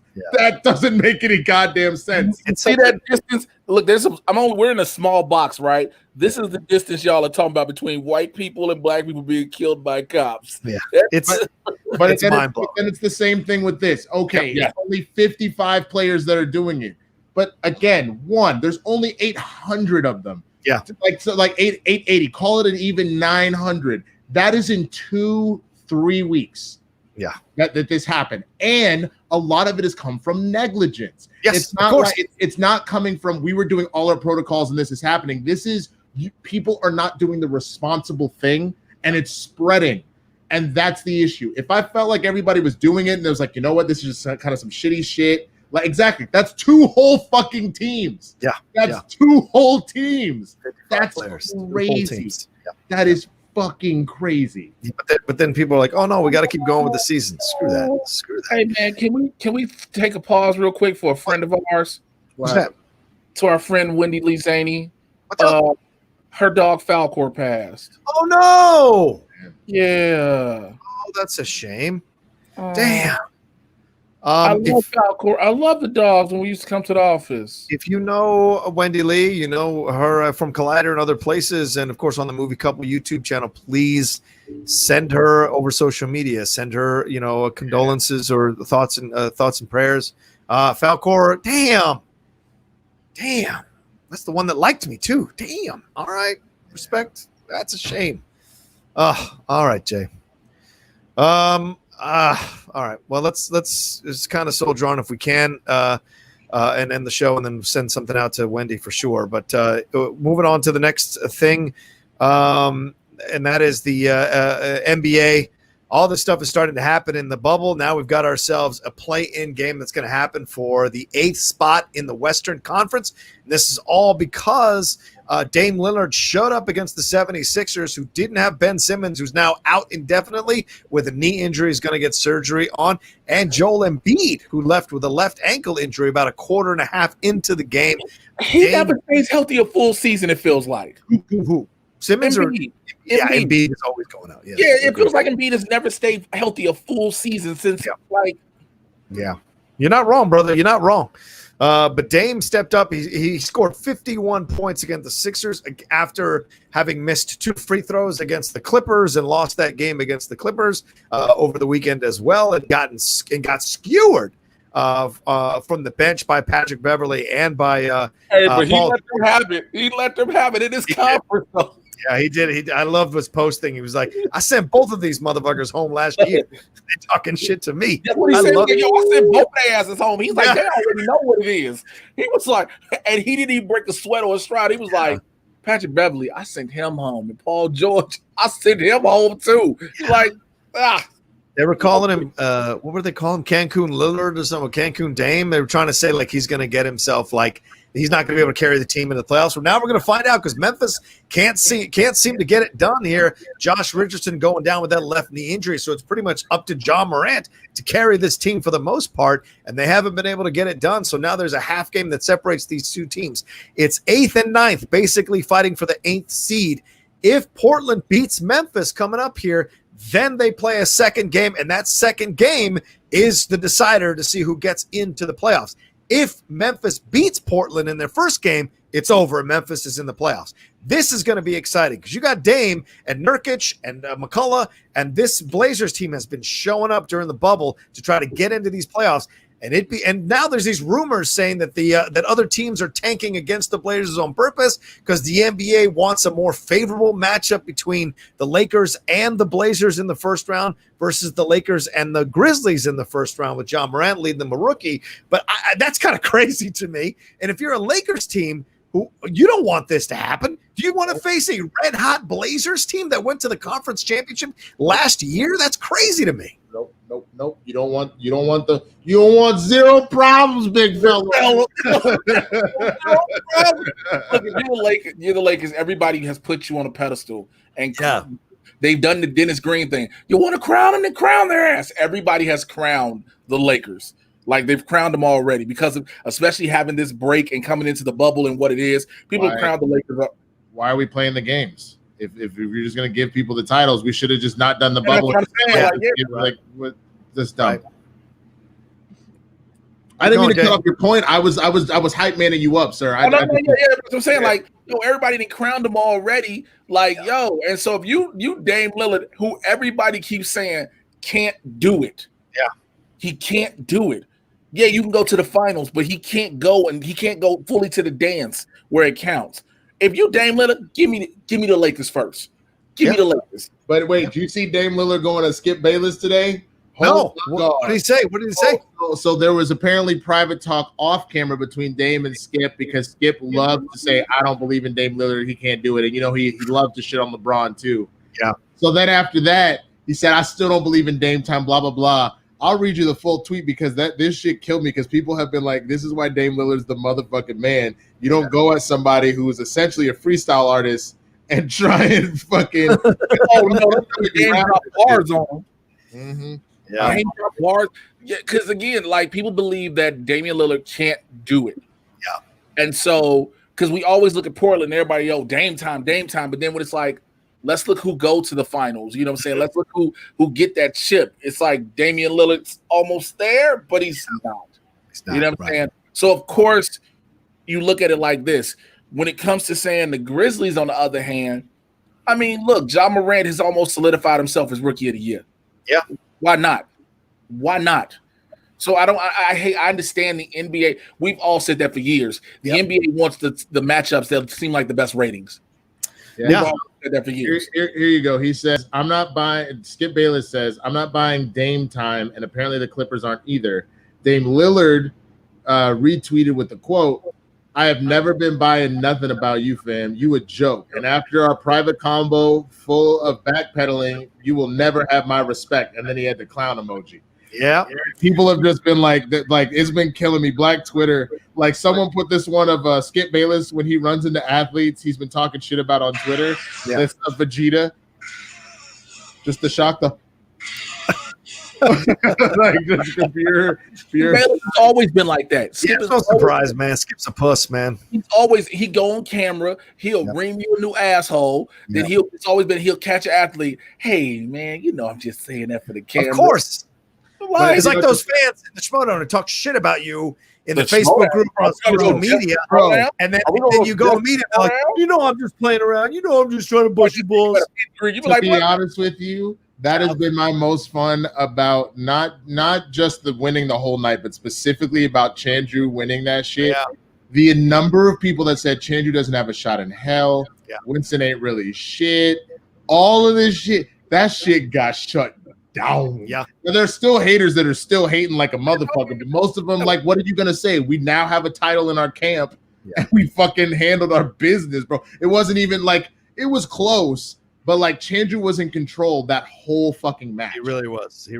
You guys game planned. Sorry, Jay, go ahead. It's like you were saying, you see people at a meet and greet, they be like, I'm such a fan. Can I take a picture? Like, bitch, I know your avatar. Yeah. Like, yeah. Let me read you some of your quotes back to you, and let's have a conversation about something. Like the end of Strike Back, be like, are you such and such? Did you say or blah blah blah? Yeah. I'll apologize to Jenna James in the sense that I'm sorry, but also there's a 24-hour spoiler. 24 hours. Yeah. Pay-per-view. Like it's not like they've already announced that, Final Exam is playing Shazam. So I don't I'm sorry, but also it's a sport. There's no sorry. Yeah. Like it's literally from the standpoint of exactly that. If the Super Bowl happens on Sunday, and you show up to work on Tuesday, and someone goes, "Hey man, that was so crazy out there." Well, who just won the Super Bowl? I fucking forgot already. Was it the Patriots? Chiefs. It was Chiefs. The Chiefs. Sorry, it was the Chiefs. It's like, man, you see what Patrick Mahomes did in that last full quarter? That was crazy. The way he won the Super Bowl and won MVP. The Chiefs won the Super Bowl. I see the game and it's on the DVR. Nigga, it's 2 days later. I don't know what to tell you. People do that shit like. I hate when people do that shit like, I ain't watched it yet. I didn't want nobody to spoil it for me. I stayed off social media. Nigga, you didn't stay off life. Okay?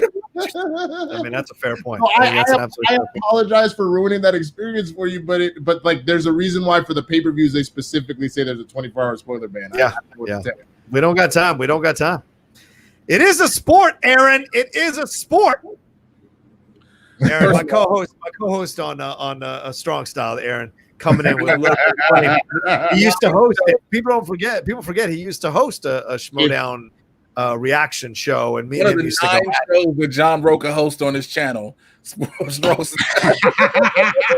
wrestling show. It's a wrestling show. Look, Aaron, that's bullshit because if chess is a sport, if the spelling, if bowling is a sport, yeah, there are certain things that are considered sports now that you realize. Sport does not mean physical competition. Sport means a competition between people to see whose skills are better. Yep. Period.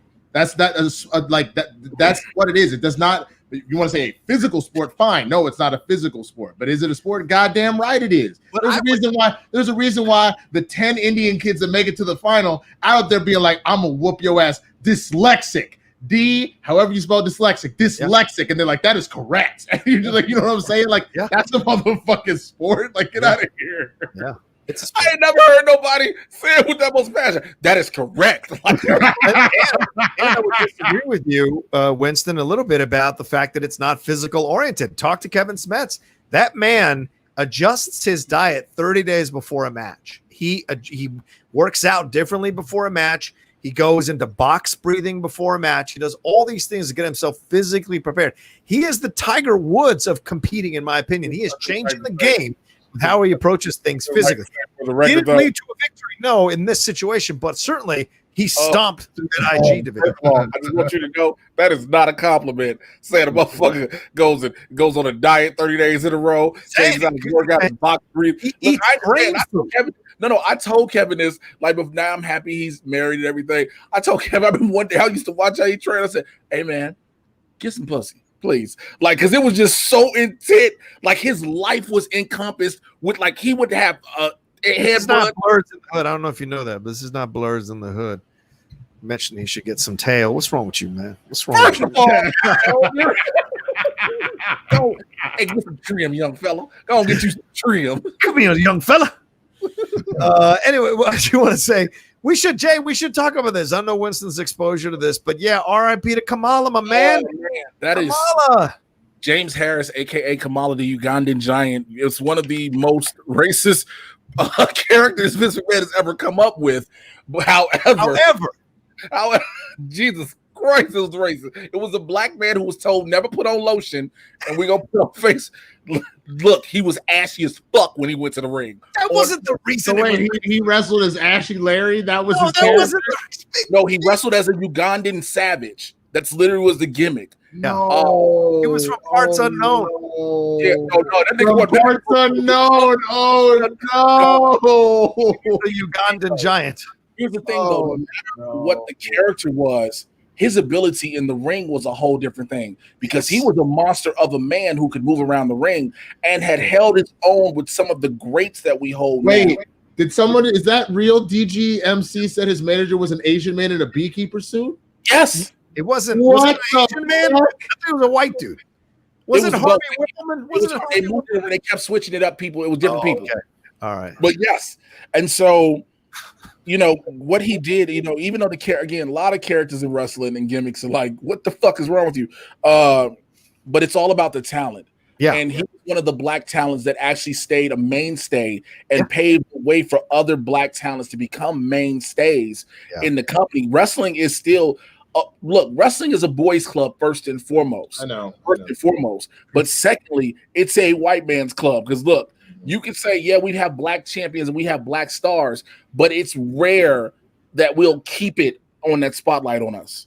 Yeah. You know, it has to be something. The New Day are the first ones I think we've seen for a very long time who've allowed to be just regular cool ass black dudes. Can I ask a question? Because this is something that confused me. I remember that I believe his name is Kofi that just won. He's a member of the New Day.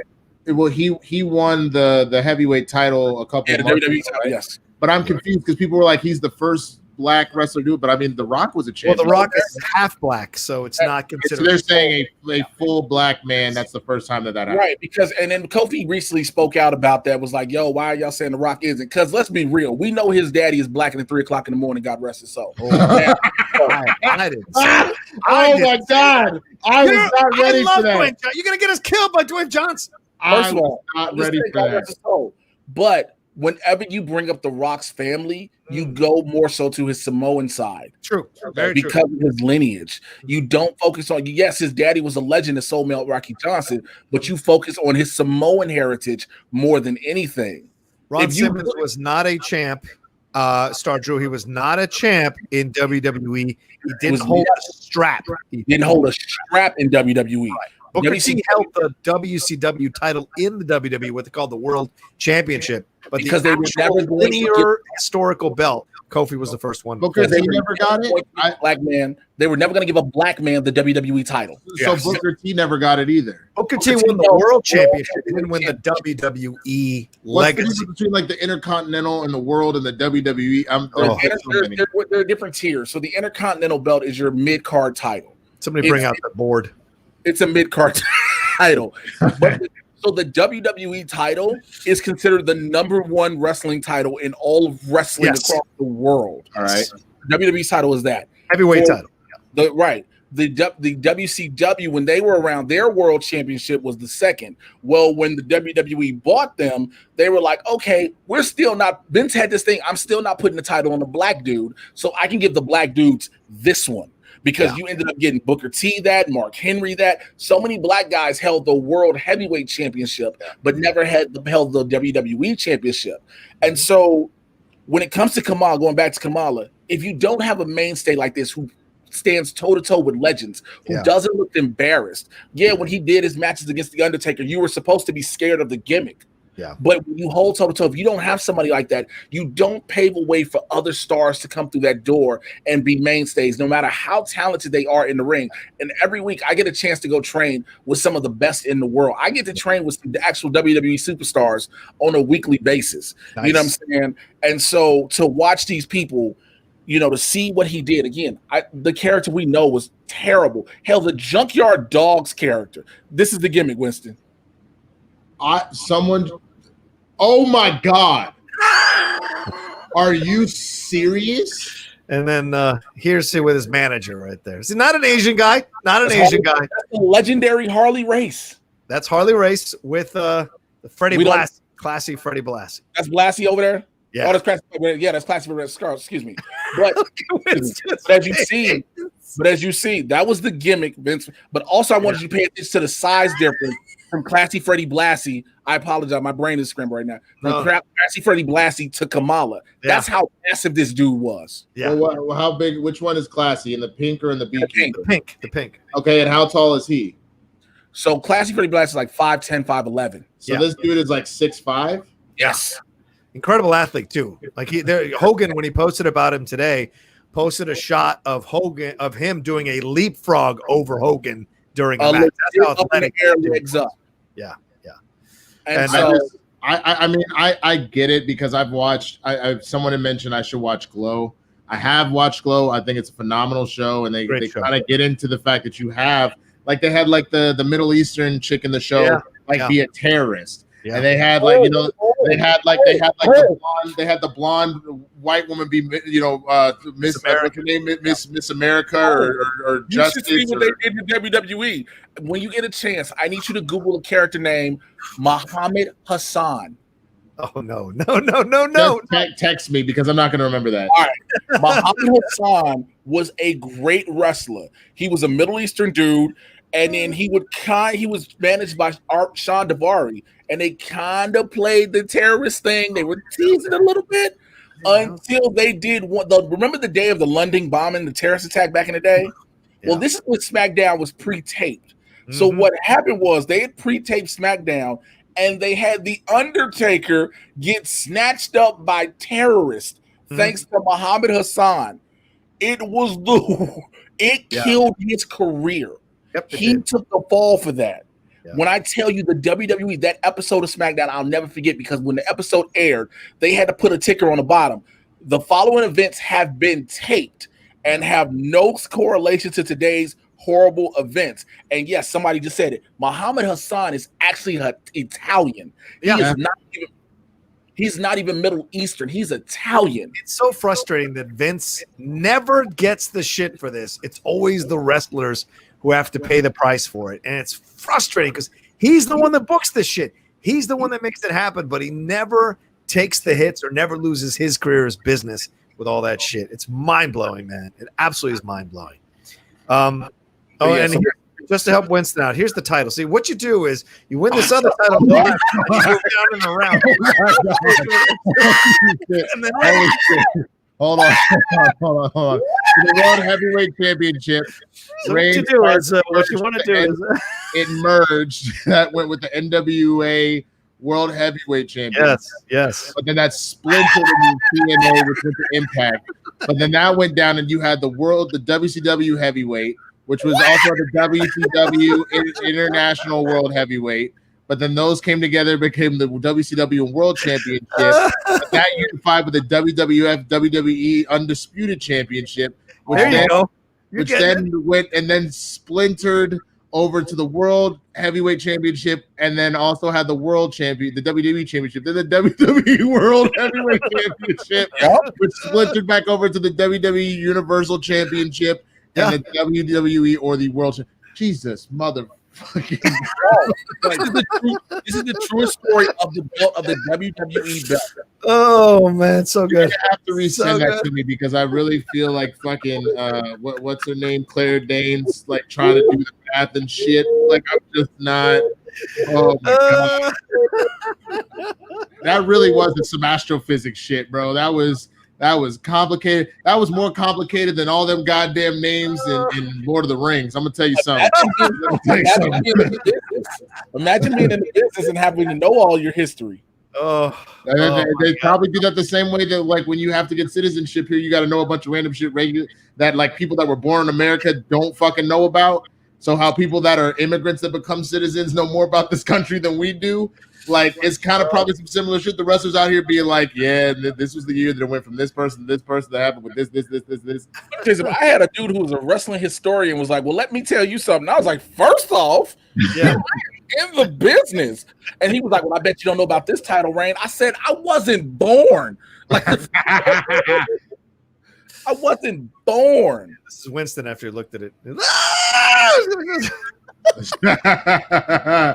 Oh my god! I hope I never stick my lip out like that. Poor Claire Danes. Anyway, we passed our pro wrestling citizens test, Jay. Man, listen, let me tell you something. These boots that I had to pass. Look, I couldn't. When I started training, I could not get into a wrestling ring to start learning how to do basic stuff in the ring until I could bench press my body weight 8 times. Oh, really? Oh, wow. That was a rule they had at Windy City Pro Wrestling. Wow. In order to, and other people, when they made other offshoots of different companies that came from Windy City, the rule was you can't even get in the ring until you can bench press your body weight 8 times. Because if you can't hold your own body weight up, how can you support somebody else's? That's a fair point, actually. That's actually and so it makes you work your ass off. And again, like I said, I've been doing Focus T25s with this asshole and then go in the ring on Tuesdays and Thursdays. Because why? I'm trying about being sexy in the ring. I was in the ring by myself last Tuesday. I was working my ass off in the ring by myself. I had a match by myself. Do y'all understand how hard that is? All right, what's the next story? Wait. We got to do one more story. And first of all, guys, please hit that like button. We're only barely above 150. We've got 180. You're still watching us. So please hit that like button. Give us some love, for God's sakes, over here on Game Time. Do it well. I don't even want to know what. I'm trying to bring something up for Winston because I think Winston's going to get a kick out of this, but I don't know if I can get it right. While we're waiting on Rocha to do that, can we see your amazing T-shirt? Oh yeah, Winston, you're amazing. Yeah, go ahead and plug your stuff there. Shout out to Legacy One Media who hooked us up with these dope ass shirts. Where'd you guys get Legacy One Media? Yes, the homie Nick Rice. He's the reason I have all of the supervillain work, all the supervillain stuff that I have. I even got the supervillain mask from him. Wow. And he definitely does that. And then he said one day he hit me up, was like, yo, I got something for Winston too. And I was like, oh, and he sent Winston a Swaggy Blurred shirt. And I was like, oh, I should keep this shit. Because I was, but I was like, I want Winston to have, so Winston has his and I have mine, but yo, go to Legacy One Media, Nick Rice, tell him, yo, we sent you. Tell him I sent you. You gotta give me 2 more seconds and I'm gonna get this because you're fine, man. I'm chilling right now. I mean, I can hold it down for a second. So Jay, I'm curious. Let's see, what are some of the other stories we can talk about? We can talk about them talking about Colorado State football. Yeah, all right, here we go. Here it is. Are you ready? Right. Yeah, I'm ready. Oh boy. Now, back in the 80s, Oh my God, there was a wrestler called the One Man Gang. Oh no! Then the wrestler got converted because he went on a pilgrimage to Africa, and he became Akeem, the African Dream, and he was managed by Slick, who was a pimp manager. And this is what the WWF got away with in the 80s. Akeem, the African Dream. I mean, I'm gonna be real. I'm gonna be really real. There's a small part of me that wants to cosplay as that with RB3 if he gets another match this year. Have RB3 go as RB3, the African Dream, and go as Slick. I don't know why. I guess just because. The funny part about it was because it was a white guy who did it. The man had an African Dream. Because Akeem, the African Dream, the white guy, that was the purpose of the gimmick. A white guy saying he is black and woke and he's got his spiritual roots. Wait. Pull that photo back up. That's a white dude? That's a white man. Go back. Hold on. Let me see. There we go. That is a white man with a black man, sir. Why is he just so tan? I just thought that was a light-skinned brother. That's a white man? That's a white man. His gimmick before this one was he was a biker. He was like one of those what do they call them? Sons of Anarchy guys. Yep. Why? Oh, bro! One day when you get a chance, I will take you down a wrestling gimmick rabbit hole. I want in on that episode. Just to watch it. I want in on that episode. Oh, that ain't shit. The only thing oh my God, yo, Super Dan called it. He looks like a white hotep. That's what he was. And that's exactly what he was. That is exactly what his gimmick was. He was a white hotep. Oh, I'm getting so much. With Reverend Slick. Again, his name was Reverend Slick. Yeah, Reverend Slick. He was a pimp. He was a jive soul brother. I remember The Godfather. The Godfather was my God. No. Before The Godfather. Without a Slick, there's no Godfather. Yeah. Before Winston, that's the One Man Gang right there. That's him before. Oh, he is white as hell. And that's him after. So my God. Before. So this is the 3 whitest men you can find in the ring, and then 1 white man and a Jerry curl. Because look, Jerry curl. Oh God! He used to come out strutting like. He's dude. I mean, would do the hands and everything like jive turkey shit from the set. He would literally come. Oh, it was terrible. It was so terrible. Rocha, put us on the 3-way screen real quick. Put us on the what? What do you want? Where's the 3 boxes, 2 up top and 1 at the bottom. Oh. He would literally do this shit coming to the ring. Dude, sucker. He would do all this shit. Oh, so the song you said, you ain't nothing, you ass sucker. And I see your ass sucker. I'm arresting your ass sucker. And I'm gonna see your ass sucker. The best. I just wanted to say too, for the record. Yeah. God damn, you could tell them Focus T25 workouts are working out, boy. Oh, look at you. They looking ripped.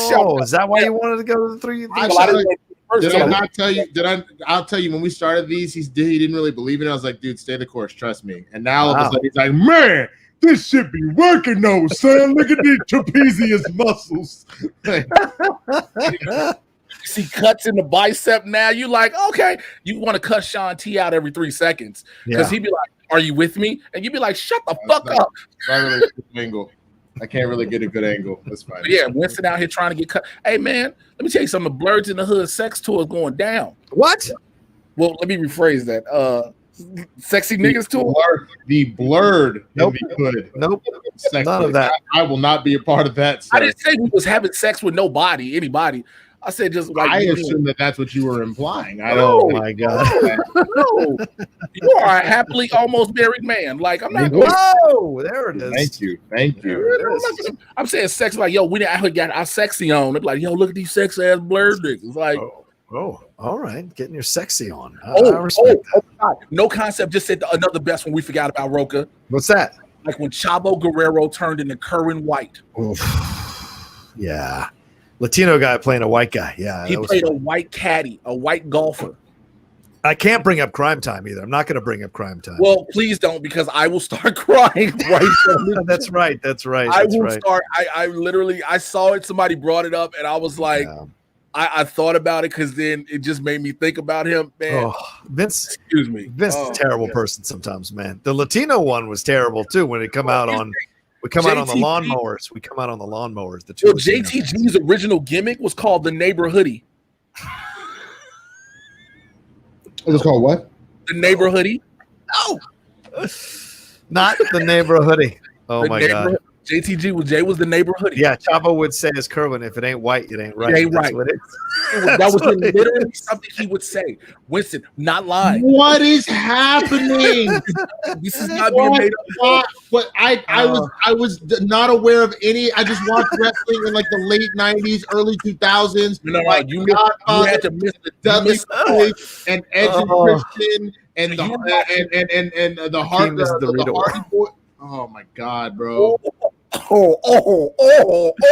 Corey, no. Corey, See, no. everybody watching Winston were like the So mainstays. They made the push. There were a lot of mid card and lower tier people that had these gimmicks that you were like, "Are you fucking serious?" Again, Muhammad Hassan came out at the top of the ramp, did the prayer that Muslims do to the East when they pray to Allah, and the man is not. Okay, am I lying? Okay, am I lying? You're not lying. I love this. Winston is in a Black Mirror episode. It's less that I'm in a Black Mirror episode. It's more that I'm in the part of Get Out where he's like, "These some racist ass crackers." It's more not these two, but hearing about wrestling, I'm just like, So there's a dude. His wrestling name is Prince Albert. Oh yeah, Prince Albert. Yeah. First of all, do you know what a Prince Albert is, right? Yeah. where you get your junk fucking Hello. here. So he ended up becoming a Japanese wrestler named Tensai. He was a massive white dude. They put Tensai. Japanese characters all over him. It's terrible. Bro, I'm just gonna tell you this. This makes Glow so much funnier for me because some of these characters are like, where the fuck are you getting this from? Here we go. Let's see if I can play this.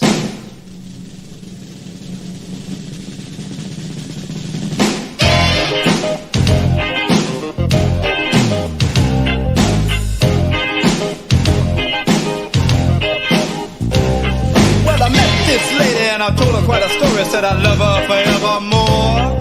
But the trouble is I tell the same old story to every girl that walks through the door. He's so bad at it. Oh my God, bro. He's out That here was like, worth it. To lose the monetary aspect of the show, that was worth it. Have you ever seen Vince McMahon saying, "What's up, my nigga?" to John Cena That was terrible. That was terrible. live on the SmackDown? He did say that. Oh, yeah. Someone said that. You guys haven't mentioned Vince saying the Yo, N-word. yeah. Dave Dranow is do just not highlight that comment. I won't. But here's the thing, like Vince McMahon did so much. You said it. I would do it. That might be the new swag theme. I might replace the fucking theme and let it be like just walking out. Yo, Meals on Wheels is bogus. He said, "Is that Akeem or Sean King?" Oh man. But yeah, but yo, when I tell you WCW tried to stay away from as many controversial gimmicks as they could, but Vince McMahon was like, "I'm doing all this shit." He leaned all into that stuff. And the problem was because he knew he could get away with it. Like there were no social media outbursts or pushback, and even still, everybody was just like, "This shit is crazy." And you were like, "Yo," the Generation X put on blackface to mock the Nation of Domination, and that's Triple H, Shawn Michaels, X-Pac. They put on blackface. Yeah, actual blackface. Right. I mean, that's one of those situations where, like, what white person in some sort of field like that didn't do it? I mean, Jimmy Kimmel did it. Fucking Justin Trudeau did it. Like, how many different people is just coming out to jive? So, oh my god, that would be fucking hilarious. That'd be perfect. Yeah, Anyway, corpse. Triple H fucked the dead. They did Triple H in a cane mask. Go to a funeral home and have sex with a corpse in the casket. And this wasn't for a minute. This was like 15 minutes worth of him having sex with a corpse in a casket. What did Stephanie McMahon say? Isn't he married to Stephanie McMahon? Well, that was before they were married, I think. Oh, okay. Anyway, Latushka Productions donated one last little bit. He said, sending y'all Jive Turkey some love today. This has been a great wrestling history lesson. Can we please teach Winston how to remember the Chiefs are the champs? He may just be blindsided by his own ship. Congrats to Swag for getting that lead. # match of the year, manager of the year. Thank you. No, I appreciate that a lot. It's not that I enjoyed the Super Bowl more than most Super Bowls because I hate seeing the Patriots there. So like this was a lot of fun. I love Patrick Mahomes. The only reason I forgot, and I apologize for all the Chiefs fans that are like big on it because it's been forever. Is that their first one or it's just been a really long time? Yeah. The first one since Super Bowl III. Yes. So I give them credit. I would never want to take away from that. It's more football's been gone for so long, and we've more been talking about how football's not coming back. They just forgot. The only thing I can take away from this past Super Bowl that immediately came to memory is that Jay's Facebook commercial. That was the only thing that came to mind instantly thinking, but I couldn't remember what Super Bowl party we were at. I couldn't remember who was playing. I remember now. We were at Ian and Gina's, and it was against the Niners, and the whole thing about how Patrick Mahomes may have saved San Francisco by beating them so COVID doesn't happen.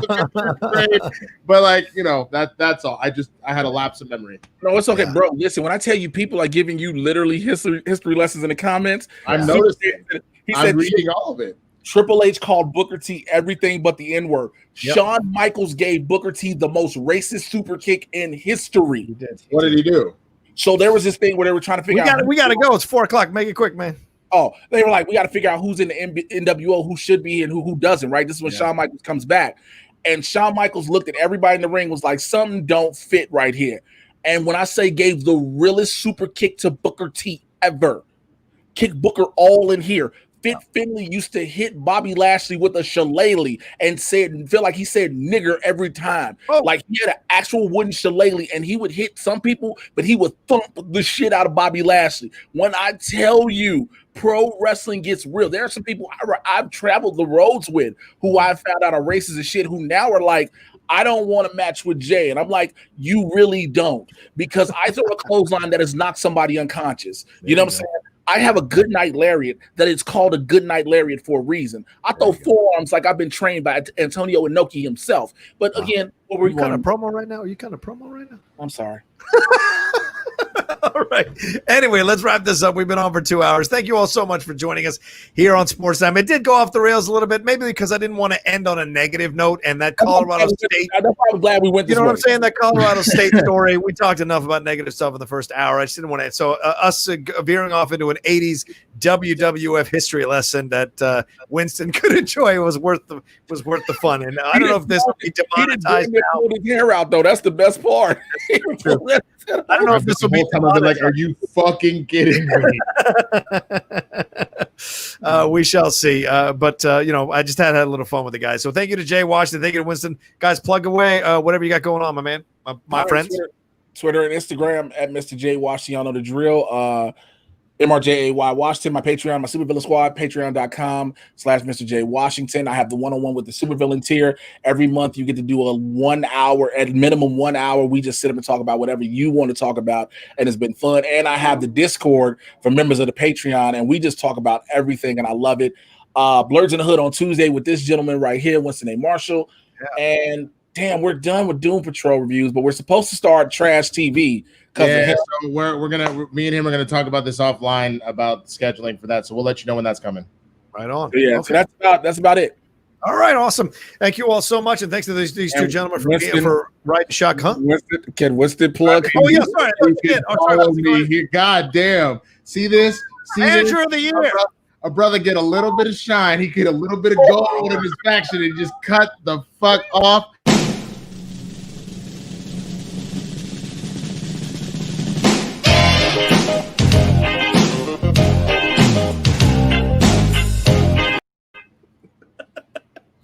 That's all I can do. That's all I can do. But Blurds, this SEN, I'll be there tomorrow and Friday. Obviously, Friday final exam is up yet again on the undercard against Shazam. Swag back Thursday on Thursday. I done pulled. If you didn't see my tweet about it, which you should follow me on Twitter, got most of my like AAA title N64 games. We've been playing GoldenEye. I still got Zelda Ocarina. I got Super Mario 64. I got Star Fox. We got plenty to get through. Swag Day, Fun Day. These two gentlemen hopefully will join me this weekend, and we might even have two other special guests from the movie Trivia Schmodown. We play Jackbox with the fans, so come roll through and hang with us. Follow my Patreon, join my Patreon, all that good stuff. Patreon.com/SpikeyBlur. That should cover it. I'll get us out of here. Boom. There you go. You can follow me at The Rocha Says on Twitter and on Instagram. I, too, will be on SEN Live tomorrow and on Friday hosting the show. Going to be a lot of fun. It's going to be crazy for sure. And please don't forget, Jeff Snyder was just on for the Outlaw Nation show. Don't forget that episode last week. I don't know what we're going to do for tomorrow night, to be honest with you, because it's my anniversary, my 2-year anniversary, and I'm trying to talk my girl into being my guest on the show and us like having conversation about your relationship, sir.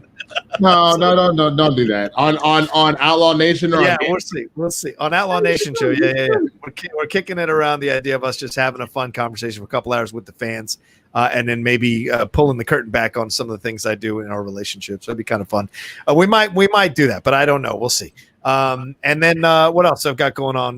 Mornings with the Outlaw, of course, tomorrow morning. And then, of course, a Game Time you just saw, but then also Strong Style on Fridays. All that stuff going down. Top 10 tomorrow as well. And the Cinephiles on Friday. We just finished our second episode or second part of Patton. Hope you listened to that and enjoyed that as well. We got Major League coming up with our special guest, Kay Cannon. That's right. Kay Cannon is our guest, director of Blockers, writer of Pitch Perfect. She is our guest for talking about Major League. She loves that movie, so we had a really great time with her. So look for that coming out, I think, this Friday, part 1 of it coming out this Friday. All right, that's everything. Much love to all of you. Much love to these gentlemen for joining me. And thank you, everyone, for the Super Chats and the Streamlabs. And we'll see you next time on another live episode of the Outlaw Nation's Game Time.